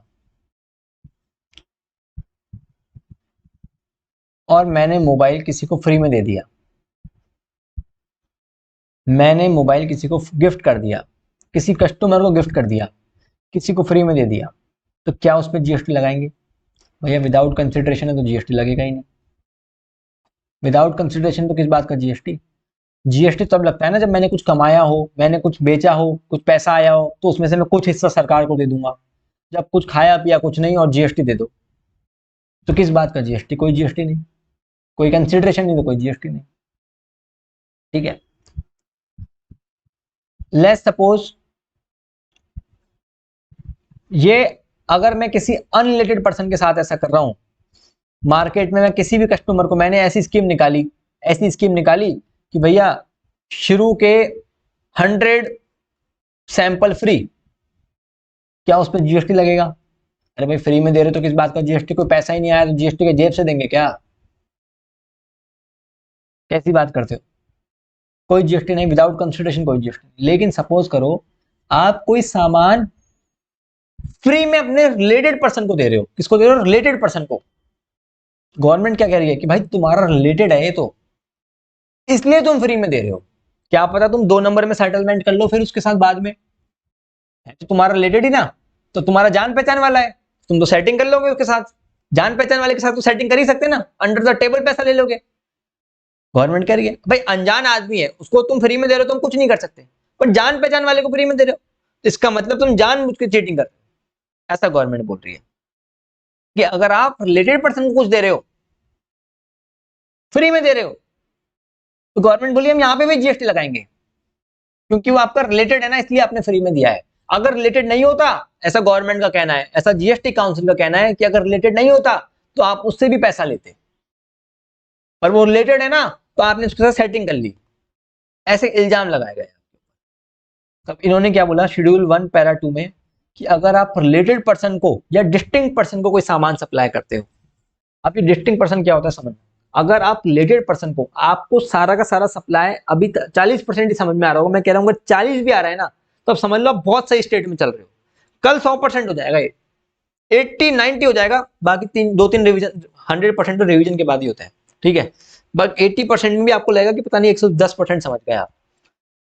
अभी आप इतना समझो बस, मैं इसको पूरा समअप कराऊंगा, रिवाइज कराऊंगा, आप सुनना मेरी बात। फॉर एग्जाम्पल अगर आप कोई भी गुड्स या सर्विसेज अपने रिलेटेड पर्सन को देते हो, अब आप ये मत पूछना सर विदाउट कंसिडरेशन है विद कंसिडरेशन, अरे भैया शेड्यूल 1 में जब बैठे हैं इसका मतलब ही विदाउट कंसिडरेशन है। शेड्यूल 1 में चारों पैरा ही विदाउट कंसिडरेशन है, तो ये मत पूछना कि with consideration without consideration. If you are sitting in schedule 1 then it is automatically assume that it is without consideration. ठीक है, तो शेड्यूल 1 पैरा 2, शेड्यूल 1 पैरा 2 में क्या लिखा है कि अगर आप अपने गुड्स या सर्विसेज सप्लाई करते हो, किसको सप्लाई करते हो, किसी रिलेटेड पर्सन को या किसी डिस्टिंक्ट पर्सन को। अब डिस्टिंक्ट पर्सन कौन होता है उस पर अपन देखेंगे। तो अगर आप कोई गुड सप्लाई करते हो किसी भी रिलेटेड पर्सन को free of cost without consideration, of cost की बात है अपने कोर्स और फर्दरेंस ऑफ बिजनेस के अंदर मैंने आपको क्या बोला, देखो ये चार्ट देखो ना तुम लोग, ये चार्ट देखो ना तुम लोग, कोर्स और फर्दरेंस ऑफ बिजनेस तो है ही ना, इस चार्ट में मास्टर चार्ट है ये, मास्टर चार्ट है ये, इसका फोटो डाल ही देना। कोर्स और फर्दरेंस ऑफ बिजनेस तो है ही, बात सिर्फ कंसिडरेशन की नहीं है, कोर्स और फर्दरेंस ऑफ बिजनेस तो है ही ना। ठीक है, तो हमने क्या बताया कि अगर आप अपने रिलेटेड पर्सन को कोई सामान सप्लाई करते हो या डिस्टिंक्ट पर्सन को सामान सप्लाई करते हो। अब ये रिलेटेड पर्सन कौन होता है और डिस्टिंक्ट पर्सन कौन होता है इस पर चर्चा करते हैं। रिलेटेड पर्सन का मतलब क्या होता है कि आप एक दूसरे से रिलेटेड हो, आप एक दूसरे से क्या हो, रिलेटेड हो। अब रिलेटेड पर्सन का मतलब क्या होता है कि आप, लेट्स सपोज मैं आपके बिजनेस में ऑफिसर हूं, आप मेरे बिजनेस में डायरेक्टर हो, हम दोनों अपने अपने, आपकी कंपनी में मैं डायरेक्टर हूं, आप मेरी कंपनी में डायरेक्टर हो, मैं आपकी कंपनी में ऑफिसर हूं, आप मेरी कंपनी में डायरेक्टर हो, हम दोनों एक दूसरी कंपनी में ऑफिसर है तो रिलेटेड हो गए। ठीक है, हम दोनों क्या है, पार्टनर्स हैं एक ही बिजनेस में, तो भी हम रिलेटेड हो गए। ठीक है, such person are employer and employee, employer employee है हम, तो भी हम रिलेटेड हो गए। तो रिलेटेड का बेसिक मतलब पता है क्या है कि जहां पे सेटिंग हो सकती है। अब फ्रेंडशिप की डेफिनेशन कभी भी रिलेटेड में आ नहीं सकती, क्योंकि फ्रेंडशिप कोई रिश्ता ही नहीं है ना। फ्रेंडशिप को कैसे आप बताओगे, भाई पार्टनर हो गए तो रिश्ता हो गया, चलो ऑन पेपर आप पार्टनर हो, डायरेक्टर हो। ठीक है, फ्रेंडशिप का कोई लीगली थोड़ी होती है कि फ्रेंडशिप कोई लीगली चीज होती है, समझ रहे मेरी बात। तो अब वो उसका कोई सॉल्यूशन नहीं है, लेकिन बोल रहे जहां पे आप एक दूसरे को इन्फ्लुएंस कर सको ना, इनडायरेक्टली वो रिलेटेड पर्सन माना जाता है। जैसे ऑफिसर एक दूसरे के बिजनेस में डायरेक्टर है, तो हम इन्फ्लुएंस कर सकते हैं एक दूसरे को। पार्टनर्स हैं हम, तो हो गए मतलब लीगली रिकॉग्नाइज पार्टनर है हम। एम्प्लॉयर एम्प्लॉय है हम, तो हम कर सकते हैं एम्प्लॉय अपने एम्प्लॉयर को कुछ। थर्ड पर्सन कंट्रोल, अच्छा अब सुनना मेरी बात, इन्होंने क्या बोला रिलेटेड पर्सन का, मान के चलो थोड़ा इजी करते हैं इसको, थोड़ा ना सिंप्लीफाई करते हैं। आज कहीं ऐसा तो नहीं लग रहा कि ऊपर से जा रहा है, किसी को ऐसा लग रहा है? ऐसा सोचोगे तो जाएगा, बिल्कुल सिंपल सा। अभी तक हमने क्या देखा, अभी तक हमने देखा कि सप्लाई क्यों पढ़ रहे हैं, कि भाई सप्लाई पे जीएसटी लगेगा। सप्लाई के अंदर तीन चीजें होती हैं, 71A, 71B और 71C। ये तीन चीजें क्यों हुई, सुनना मेरी बात। 71A के अंदर बोले चार चीजें होती हैं। चार चीजें कौन सी होती हैं, all forms of supply of goods and services made और agree to be made for consideration or in the course of furtherance of business. चारों की चारों बड़ी लॉजिकल हैं, सेटिस्फाई होंगी तो ही सप्लाई मानेंगे। 71C क्या बोलता है, import of service. Import of service case में क्या बोलता है, भले ही course of furtherance of business हो या नहीं हो कोई फर्क नहीं पड़ता, अगर इंपोर्ट हुई है विद कंसिडरेशन तो क्या बन जाएगा, सप्लाई। 71C क्या बोलता है कि भाई कंसिडरेशन नहीं है तो भी सप्लाई मानेंगे, ऐसी चार चीजें हैं। कंसिडरेशन नहीं है तो भी सप्लाई मानेंगे, चार चीजें हैं। कंसिडरेशन नहीं है तो भी सप्लाई मानेंगे, चार चीजें। पहली चीज बड़ी लॉजिकल थी कि अगर आपने आईटीसी क्लेम कर ली और फ्री में कोई असेट किसी को ट्रांसफर कर दी, गवर्नमेंट बोल रही है कोई टाइम पास थोड़ी चल रहा है, वापस से टैक्स दे, और वापस से टैक्स दे भले विदाउट कंसिडरेशन है तो भी टैक्स दे, क्योंकि बड़ा लॉजिकल है ना यार, क्या कर सकते हैं। अब 71C का पैरा 2 क्या बोलता है, पैरा 2 क्या बोलता है कि अगर आप अपने किसी रिलेटेड पर्सन को, अगर आप अपने किसी रिलेटेड पर्सन को फ्री में कोई भी सामान दे रहे हैं तो भी इसको सप्लाई माना जाएगा। अब रिलेटेड पर्सन के अंदर क्या होता है कि कोई ऑफिसर हो, डायरेक्टर हो, पार्टनर्स हो, एम्प्लॉयर एम्प्लॉय हो, तो रिलेटेड पर्सन माना जाएगा। अच्छा एक एग्जांपल देता हूं समझना, दो लोग हैं, जैसे मान के चलो शिवम है, ठीक है, he is a chartered accountant. मान के चलो ये प्रोफेसर है, पढ़ाता है, ये पढ़ाता है, ठीक है, टैक्स पढ़ाता है शिवम। अब शिवम क्या पढ़ाता है, टैक्स पढ़ाता है। इसकी एक इसकी एक सो कॉल्ड गर्लफ्रेंड है जिसका नाम है शिवांगी, और शिवांगी का बेस्ट फ्रेंड है ऋषभ। ठीक है, ठीक है जी, शिवम, शिवांगी और ऋषभ। अब ये इसकी जिंदगी में कलंक की तरह है, शिवम की जिंदगी, ठीक है, क्योंकि ये शिवांगी को इन्फ्लुएंस करता है। कैसे? अब जैसे इसको मालूम है ऋषभ को कि भैया सुबह क्लास होती है 8 से 12 शिवम की, ऋषभ को मालूम है, लेकिन अभी जानबूझ के शिवांगी को बोलेगा कि शिवांगी काम करते हैं, सुबह 10 बजे वाले शो में चलते हैं मूवी देखने, तुम मैं और शिवम तीनों चलते हैं अपन। बनेगा तो भोला एकदम कि अपन तीनों चलते हैं मूवी देखने, एकदम भोला बनेगा, ठीक है, तीनों चलते हैं मूवी देखने और है ना सुबह 10 बजे वाला शो लेते हैं, in spite of knowing the fact कि भाई उस बंदे की क्लास है सुबह 8 से 12, ठीक है, एकदम ऐसा है ना। अब सुनना मेरी बात। अब शिवांगी गई शिवम के पास कि शिवम, कि ऋषभ इज सेइंग कि अपन तीनों मूवी चलते हैं 10 बजे का, कल का शो बुक करा लो। शिवम बोल रहा है कि यार मेरी क्लास है कल तो, है ना। तो शिवांगी बोलती है कि नहीं, ऋषभ ऋषभ को बोलती है कि कल तो शिवम की क्लास है। ऋषभ बोलता है इसका तो हमेशा का ऐसा ही, is not interested in you, साफ समझ में आता है, तेरे को समझ में नहीं आता क्या, क्लियरली एविडेंट है ये तो शिवांग बस इतना ही जरूरी होता है, इतना ही काफी होता है। अब क्या हुआ, इनके बीच में करा दी लड़ाई, ठीक है। अब ऋषभ पिक्चर में आता है, दोनों लड़ रहे थे, ऋषभ बोलता है देख भाई शिवम, कोई बात नहीं, एक काम कर, तेरी बंदी को मैं घुमाने लेके जा रहा हूँ, पॉपकॉर्न खिलाऊंगा, मूवी दिखाऊंगा, काम तेरा है कर मेरा हूँ, ठीक है, तो 2,000 रुपए दे चल मूवी के खर्चे वगैरह के। अब इसको गुस्सा बहुत आ रहा है, लेकिन अब देखो शिवांगी तो शिवम को डायरेक्टली कंट्रोल कर ही रही है, शिवांगी तो शिवम को डायरेक्टली कंट्रोल कर ही रही है, ठीक है। इनडायरेक्टली ये भी कर रहा है, ये भी कर रहा है इनडायरेक्टली, डायरेक्टली इनडायरेक्टली ये भी कंट्रोल कर रहा है शिवम को। समझ रहे मेरी बात? तो एक तो हो गया डायरेक्ट कंट्रोल जो शिवांगी कर रही है, एक इनडायरेक्ट कंट्रोल जो ऋषभ कर रहा है। तो तीनों क्या होगा, रिलेटेड, ऑल्दो प्रैक्टिकल लाइफ में रिलेटेड नहीं होंगे क्योंकि ये कोई वैसे रिलेटेड नहीं हो गए, समझ रहे हो। अब अपन को कंपनीज के टर्म्स में बात करेंगे। 3 कंपनी है, A limited, B limited, C limited, ठीक है। अब सुनना मेरी बात ध्यान से, क्वेश्चन में क्या दे रखा है, जैसे मान के चलो ए लिमिटेड बी लिमिटेड को डायरेक्टली कंट्रोल कर रही है, ठीक है, तो ये दोनों तो रिलेटेड पर्सन हो गए, डायरेक्टली कंट्रोल कर रही है। मान के चलो सी लिमिटेड के पास ए लिमिटेड के 25% शेयर है या उससे ज्यादा, और बी लिमिटेड के भी 25% से ज्यादा शेयर हो गए, तो तीनों रिलेटेड हो गए, फिर ये तीनों रिलेटेड हो गए। समझ रहे हो मेरी बात? समझ में आया नहीं आया आपको? वो एग्जांपल तो जस्ट मैंने एटमॉस्फेयर चिल करने के लिए दिया था, समझ में आया नहीं आया? कुल मिला के आप डायरेक्टली या इनडायरेक्टली कंट्रोल कर रहे हो कैसे ना कैसे, ठीक है, समझ रहे हो। अब जैसे सपोज करो सी लिमिटेड के पास ए लिमिटेड के 25% या उससे ज्यादा शेयर है, ए लिमिटेड के पास बी लिमिटेड के लिए सपोज 80% शेयर है, मतलब कुल मिला के क्या हो गया, आप डायरेक्टली इनडायरेक्टली क्या कर रहे हो, दूसरे को third person control, third person क्या कर रहा है, control oblique hold more than या equal to 25% of share in both of them, दोनों के अंदर 25% या उससे ज्यादा के शेयर थे, तीनों रिलेटेड पर्सन हो गए। One of them control directly या इनडायरेक्टली अनदर, दोनों एक दूसरे को कंट्रोल कर रहे हैं, जैसे शिवम और शिवांगी तो डायरेक्टली इनडायरेक्टली कंट्रोल कर ही रहे हैं एक दूसरे को, ठीक है। अ थर्ड पर्सन दोनों को कंट्रोल कर रहा है, जैसे ऋषभ है वो डायरेक्टली इनडायरेक्टली दोनों को कंट्रोल कर रहा है, तीनों वो हो गए, ठीक है। कुल मिला के बात क्या है, कुल मिला के बात ऐसी है, आपसे कभी भी रिलेटिव की डेफिनेशन एग्जाम में नहीं पूछेंगे, लेकिन एग्जाम में अब रिलेटिव का क्या पूछ सकते हैं आपको, वो मैं आपको बताता हूं, ध्यान से सुनना। एग्जाम में रिलेटिव का आपसे क्या पूछ सकते हैं वो मैं आपको बताता हूं।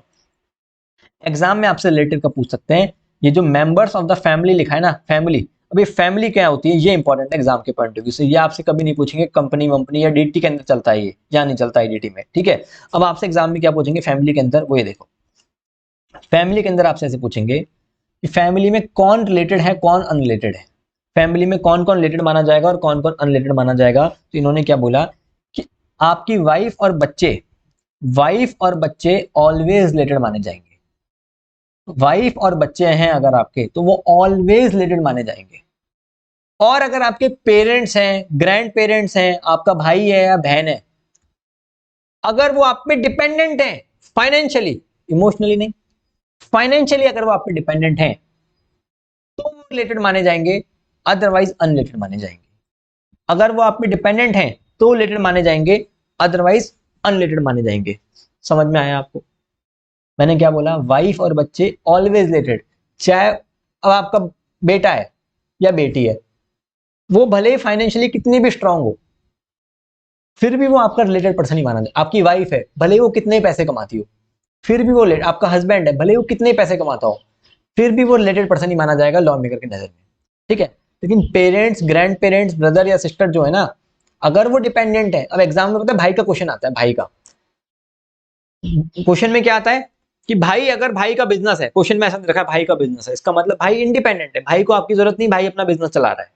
अगर क्वेश्चन में लिख रखा है कि भाई इंडिपेंडेंट है, क्वेश्चन में नहीं भी लिख रखा ना, लेकिन हिंट दे रखा है, जैसे भाई का बिजनेस चल रहा है, भाई वेल एस्टेब्लिश्ड है, ऐसा लिखा हुआ है, इसका मतलब क्या है कि भाई इंडिपेंडेंट है।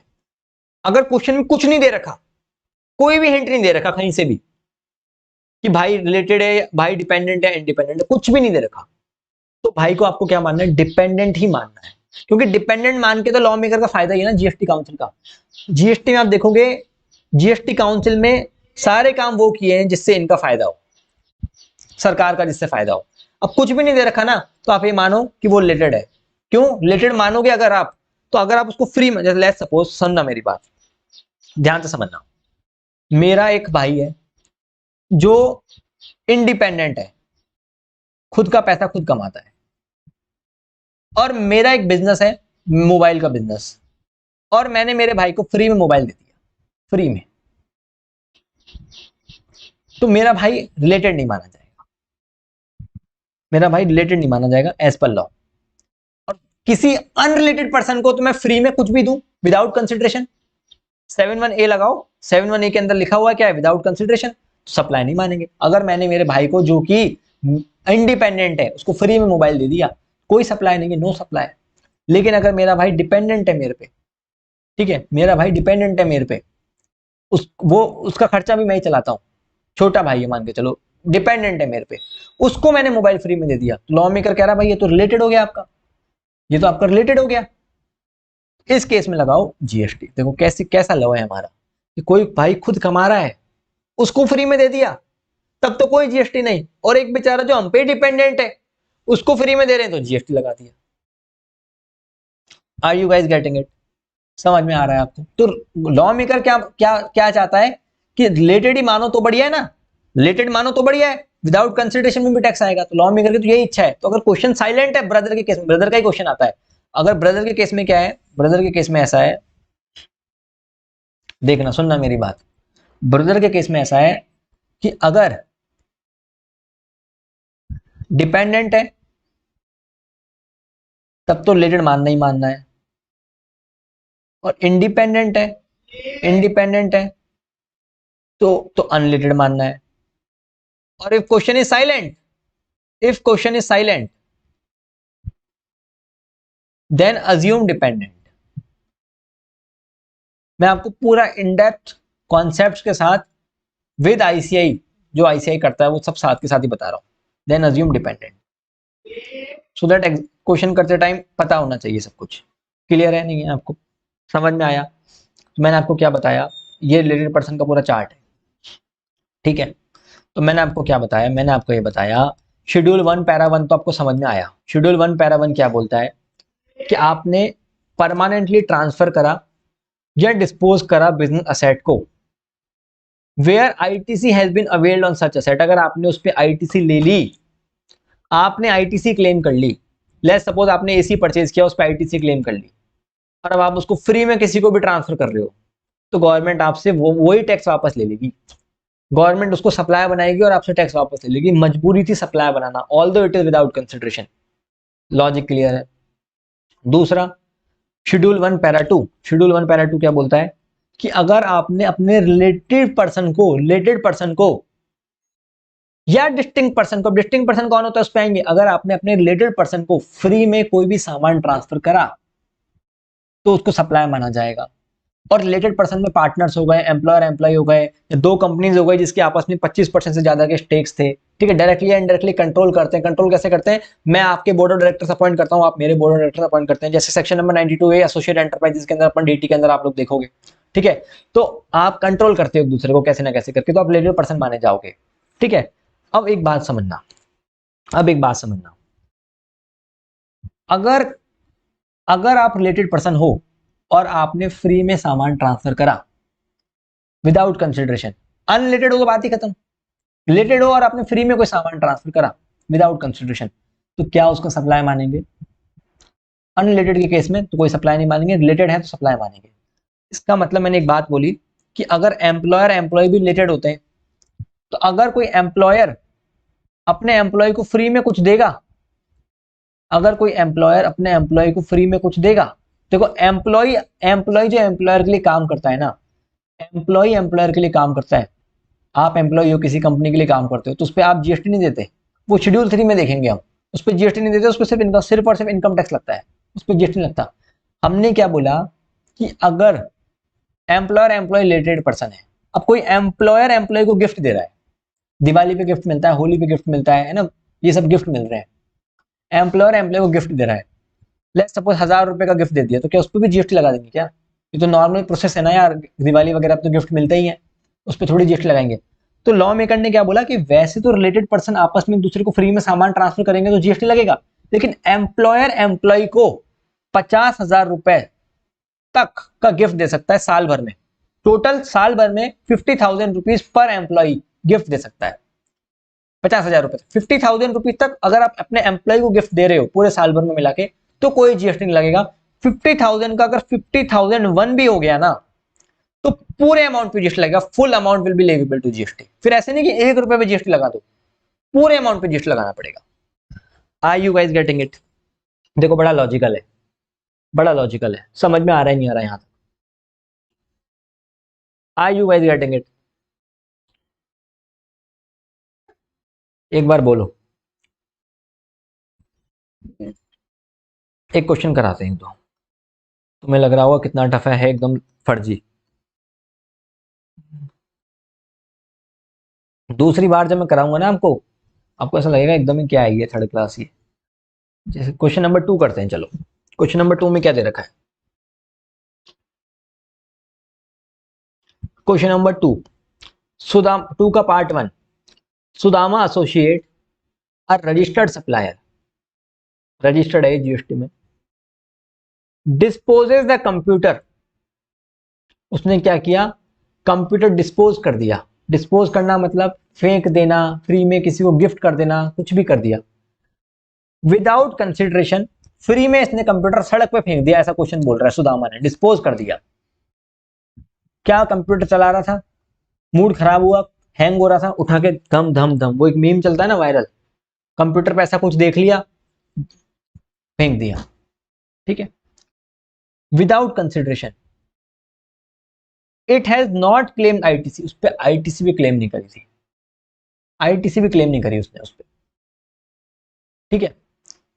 Examine whether the disposal of computer by Sudama associate qualifier deem supply under schedule 1, क्या ये सब एग्जाम के क्वेश्चन है, क्या ये सप्लाई है? तो देखो अब क्वेश्चन में, अब आप सोचोगे कि ये तो पैरा 1 शेड्यूल 1 में फॉलो ही नहीं कर रहा, क्योंकि इसने तो आईटीसी क्लेम नहीं करी। तो ऐसा नहीं कि पैरा 1 शेड्यूल 1 में फॉल नहीं कर रहा तो पैरा 1 शेड्यूल 1 के बारे में लिख के नहीं आओ। आईसीएआई आपसे सुनना चाहता है कि देखो ये पैरा 1 शेड्यूल 1 में फॉल नहीं करता, पैरा 1 शेड्यूल 1 में ऐसा ऐसा लिखा हुआ है, तो इस पर जीएसटी मत लगाओ। तो ऐसा मत सोचना कि पैरा 1 शेड्यूल 1 में तो फॉल करता ही नहीं, तो लिखे ही क्यों, लिखना तो पड़ेगा ना, समझाना पड़ेगा। तो आपने क्या लिखना है, as per section 7(1)(c), 7(1)(c) का मतलब शेड्यूल 1, या तो आप डायरेक्टली ऐसे लिख सकते हो, एज पर शेड्यूल 1 पैरा 1 आप लिखो तो और भी बढ़िया, इन्होंने लिखा नहीं है। परमानेंट ट्रांसफर और disposal of business asset is treated as supply, supply माना जाता है, even though the same is made without consideration, without consideration है तो भी सप्लाई माना जाता है। However this provision would apply, ये प्रोविजन लगेगा only if ITC has been availed, अगर आईटीसी क्लेम करिए तो। Therefore the disposal of computer by Sudama associate is not a supply, supply नहीं है, इसको अंडरलाइन करते हैं ना, not a supply as the ITC has not been availed on the same, क्योंकि आपने क्या किया, इस पे आईटीसी क्लेम नहीं करी। समझ में आया नहीं आया यहां तक? क्योंकि आपने इस पे आईटीसी क्लेम नहीं करी। इस क्वेश्चन को करने में कोई तकलीफ हुई? सारे क्वेश्चन ऐसे ही मिलेंगे आपको, मैं आपको पूरा इन डेप्थ समझाऊंगा, क्वेश्चन सारे करवाऊंगा, और रिवीजन जब कराऊंगा सप्लाई का तो पूरा ऊपर से पीछे लिंक हो जाएगा। अब जैसा आप समझना, आप समझना। अब मैंने डिस्पोजल की डेफिनेशन छोड़ी थी वहां पे, कहां पे, ऊपर ही ऊपर, यहाँ पे डिस्पोजल वर्ड लिखा हुआ था, मैंने आपको कहा था कि ये बाद में बताऊंगा। अब आप समझ गए डिस्पोजल पे भी जीएसटी लगता है। अब मैं उस टाइम बताता ना आपको डिस्पोजल, तो नहीं समझ में आता। फ्री में आपने कोई सामान डिस्पोज कर दिया, तो भी जीएसटी लगा, तो भी इसको ऑल फॉर्म्स का पार्ट माना। क्यों माना, अब आपको समझ में आया होगा। क्योंकि भाई तुम आईटीसी क्लेम कर रखे हो और आपने डिस्पोज कर दिया कोई एसेट, तो उस पर भी जीएसटी लगेगा। ऐसे ही क्वेश्चन आते हैं, और क्या आते हैं, एग्जाम की तो क्वेश्चन है ये। अब आप समझ रहे हो, तो ये लिंक्ड हैं चीजें, ठीक है। तो एक बार शुरू में करने में थोड़ी तकलीफ होगी, कि जब मैं कराऊंगा फिर पूरा रिवीजन अच्छे से खत्म, सेट है, ठीक है। चलो, अब आप समझ गए डिस्पोजल क्यों पढ़ा है हमने। यहाँ पे सेकंड पार्ट देखो इस क्वेश्चन का। सेकंड पार्ट में क्या लिखा हुआ है, पृथ्वी एंटरप्राइजेज अपॉइंट चंपक। पृथ्वी ने क्या किया, चंपक को अपॉइंट किया to procure goods from the market. Market से चंपक को क्या बोला, ये वाला क्वेश्चन अभी कराएंगे, ये अभी पढ़ा नहीं अपन ने, है ना। और कोई ऐसा हो तो मैं देख लेता हूं। चलो पहले आगे का पढ़ते हैं फिर क्वेश्चन करेंगे। पहले आगे का पढ़ते हैं फिर क्वेश्चन करेंगे। अच्छा, अब एक बात सुनना मेरी बात। मैं आपको बोला कि अगर कोई एम्प्लॉयर अपने एम्प्लॉय को 50,000 रुपए तक का गिफ्ट देगा तो उस पर जीएसटी नहीं लगेगा, ऑल्दो वो रिलेटेड पर्सन है तो भी, ठीक है। लेकिन एक बात मुझे बताओ, ये गिफ्ट का मतलब क्या होगा एम्प्लॉयर एम्प्लॉय के लिए। क्या एम्प्लॉयर एम्प्लॉय को इंसेंटिव देगा, वो गिफ्ट है क्या। कैसी बातें कर रहे हो, वो तो उसकी मेहनत की कमाई है इंसेंटिव। कुल मिला के जो एम्प्लॉयर और एम्प्लॉय के एग्रीमेंट में लिखा हुआ है ना, कि भाई ये तो मिलेगा ही। एग्रीमेंट में लिखा हुआ है 10% इंसेंटिव मिलेगा, 10% बोनस मिलेगा, है ना। अगर तूने सेल्स का इतना टारगेट अचीव कर लिया तो तेरे को ये और मिलेगा, ठीक है। तो ये सब तो गिफ्ट थोड़ी है भाई, ये तो उसकी मेहनत है, ये तो उसका पैकेज का पार्ट है। ये आप गिफ्ट में मत लिया ना, ये तो सैलरी का पार्ट हो गया। गिफ्ट वो होता है जो ओवर एंड अबाव आपको एम्प्लॉयमेंट एग्रीमेंट मिले, वो गिफ्ट होता है। समझ रहे हो मेरी बात, ठीक है। तो हर चीज को गिफ्ट मत मान लेना, इंसेंटिव को, ठीक है। इसी पे ये क्वेश्चन एग्जाम में पूछ लिया था। क्वेश्चन देखो, क्वेश्चन नंबर 6 क्या लिखा हुआ है। Angad private limited is engage in the business of distribution of construction material. इसने क्या किया, कंस्ट्रक्शन मटेरियल का इसका बिजनेस है।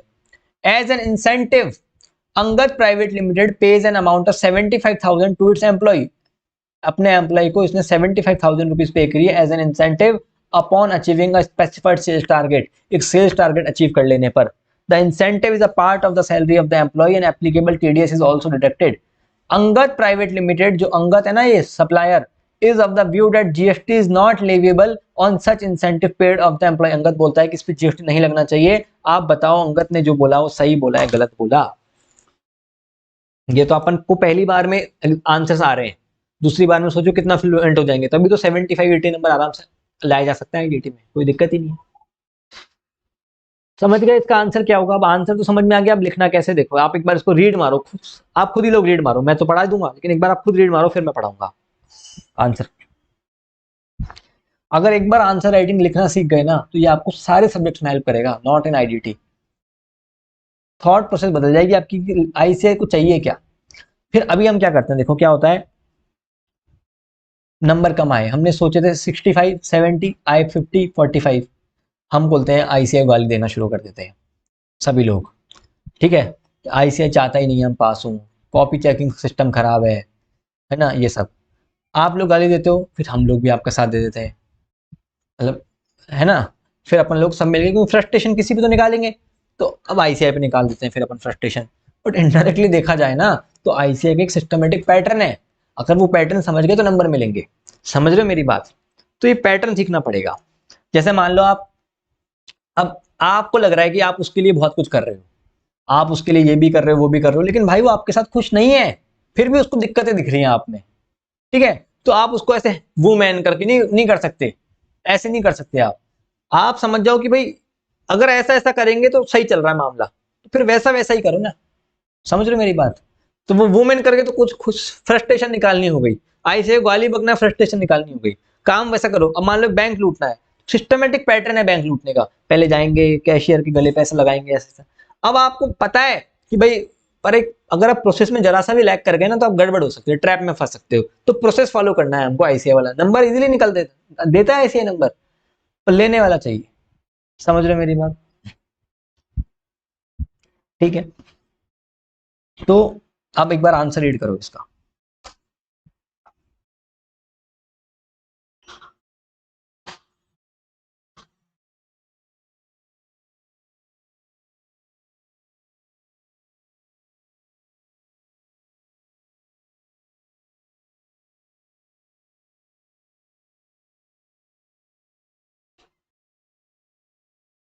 समझ में आया?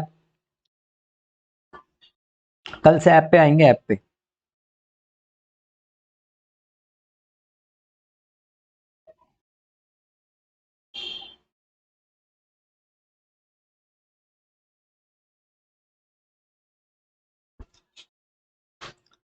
क्लियर है?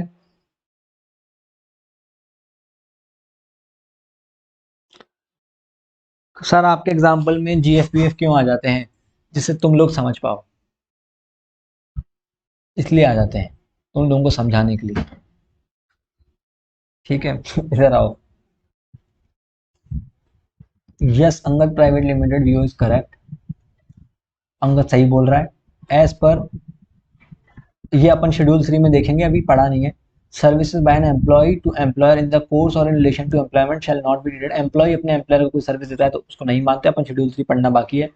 Further the amount paid as incentive, ठीक है, further the amount paid as incentive by Angad private limited is not in the nature of gift and thus it is not covered. ये कोई अमाउंट जो दिया है ना इसने, वो एज पर शेड्यूल 1 गिफ्ट नहीं है, इंसेंटिव है भाई वो। In fact in the given case the incentive is a part of salary, salary का पार्ट है, डायरेक्टली लिंक्ड है सेल्स टारगेट से। देयरफॉर, अभी लैंग्वेज लिखनी कैसे, देयरफॉर का कैसे कैसे पैरा, वो मैं आपको कल बता दूंगा पूरा। Therefore the services provided by employees in return of the incentive given to them shall not be treated as supply, तो उसको सप्लाई नहीं माना जाएगा। समझ रहे हो? क्लियर है? तो अभी तक अपन ने क्या देखा आज? अभी तक अपन ने ये देखा कि सप्लाई करने के लिए चारों कंडीशन सेटिस्फाइड होनी चाहिए। All forms of supply of goods and services made और एग्रीड टू बी मेड होना चाहिए, कंसिडरेशन भी होना चाहिए, इन the course of furtherance of business होना चाहिए। लेकिन अगर आप इंपोर्ट और सर्विस कर रहे हो तो हमको रिसीवर के पॉइंट ऑफ व्यू से देखना है। अगर उसमें कोर्स और फर्दरेंस ऑफ बिजनेस नहीं हो लेकिन विद कंसिडरेशन हो तो सप्लाई मानेंगे, विद कंसिडरेशन हो तो सप्लाई मानेंगे, भले ही course of furtherance of business नहीं हो। फिर हमने देखा था शेड्यूल 1, जिसको अपन बोलते हैं 7(1)(c, बोले इसमें ऐसे 4 ट्रांजेक्शन है जिसमें भले ही कंसिडरेशन नहीं हो तो भी सप्लाई मानेंगे, और बड़ा लॉजिकल है। इसमें पहला ट्रांजेक्शन ये था कि अगर आप कोई असेट परमानेंटली ट्रांसफर कर रहे हो या डिस्पोज कर रहे हो और उस पर आप ITC क्लेम कर चुके, तो उस पर आपको डीम सप्लाई मान के वापस से GST देना पड़ेगा, भले ही वो विदाउट कंसिडरेशन। दूसरा, अगर आप अपने किसी रिलेटेड पर्सन को कोई भी सामान फ्री में दे रहे हो, ठीक है, एम्प्लॉयर एम्प्लॉय के लिए 50,000 रुपए की लिमिट थी, अगर आप अपने किसी भी रिलेटेड पर्सन को फ्री में कोई भी सामान दे रहे हो तो उसको क्या बोला गया है कि भैया उस पर भी आपका GST लगाया जाएगा, क्योंकि गवर्नमेंट GST काउंसिल ऐसे बोल रहा है कि वो आपका रिलेटेड है, इसलिए आप उसको फ्री में दे रहे हो। डिस्टिंक्ट पर्सन क्या होता है, और पैरा 3 और पैरा 4 ये अपन इन डेप्थ, और पैरा 4 करने के बाद इंपोर्ट और सर्विस का मास्टर चार्ट जो कि 7(1)(b, और इस पैरा 4 को लिंक कर दूंगा तो 7(1)(b अभी जो हल्का हल्का समझ में आ रहा है ना 7(1)(b, वो कल पूरा एकदम परफेक्टली समझ में आ जाएगा 7(1)(b पे। और कल इस चैप्टर के सारे क्वेश्चन खत्म हो जाएंगे, कल ये चैप्टर खत्म हो जाएगा। अगला चैप्टर अपन शुरू करेंगे परसों से, एग्जाम्पशन। कल इसके सारे के सारे क्वेश्चन खत्म हो जाएंगे, एक एक क्वेश्चन कोशिश करेंगे, मतलब कल पूरा खत्म कर दें इस चैप्टर को। ठीक है, कल मिलते हैं, कल अपने ऐप पे मिलेंगे, और आज अपने ऐप पे अपन डेमो लेंगे, लाइव डेमो कैसे लेना है अपनी ऐप पे। तो कल से क्लासेस ऐप पे होंगी, और आपको अगर ठीक लगा हो तो do recommend to your friends also. And अगर आपको क्लास लेनी हो तो डिस्क्रिप्शन बॉक्स में नंबर वगैरह दे रखें, आप उनसे कांटेक्ट कर सकते हैं। And do like this video also. ठीक है, चलिए, थैंक यू सो मच। कोई डाउट हो तो मेरे को टेलीग्राम पे मैसेज कर देना या व्हाट्सएप पे मैसेज करना, क्लास से रिलेटेड, मतलब डाउट मतलब ये। डेमो का टाइम अपन डिसाइड कर लेते हैं, जब आप लोग बोलोगे तब डिसाइड कर लेंगे, शाम को कर लेंगे डेमो। ठीक है, ठीक है, अभी ले लेते हैं। चलो अपन टेलीग्राम पे चैट करते हैं, ठीक है। चलिए, thanks a lot, bye bye.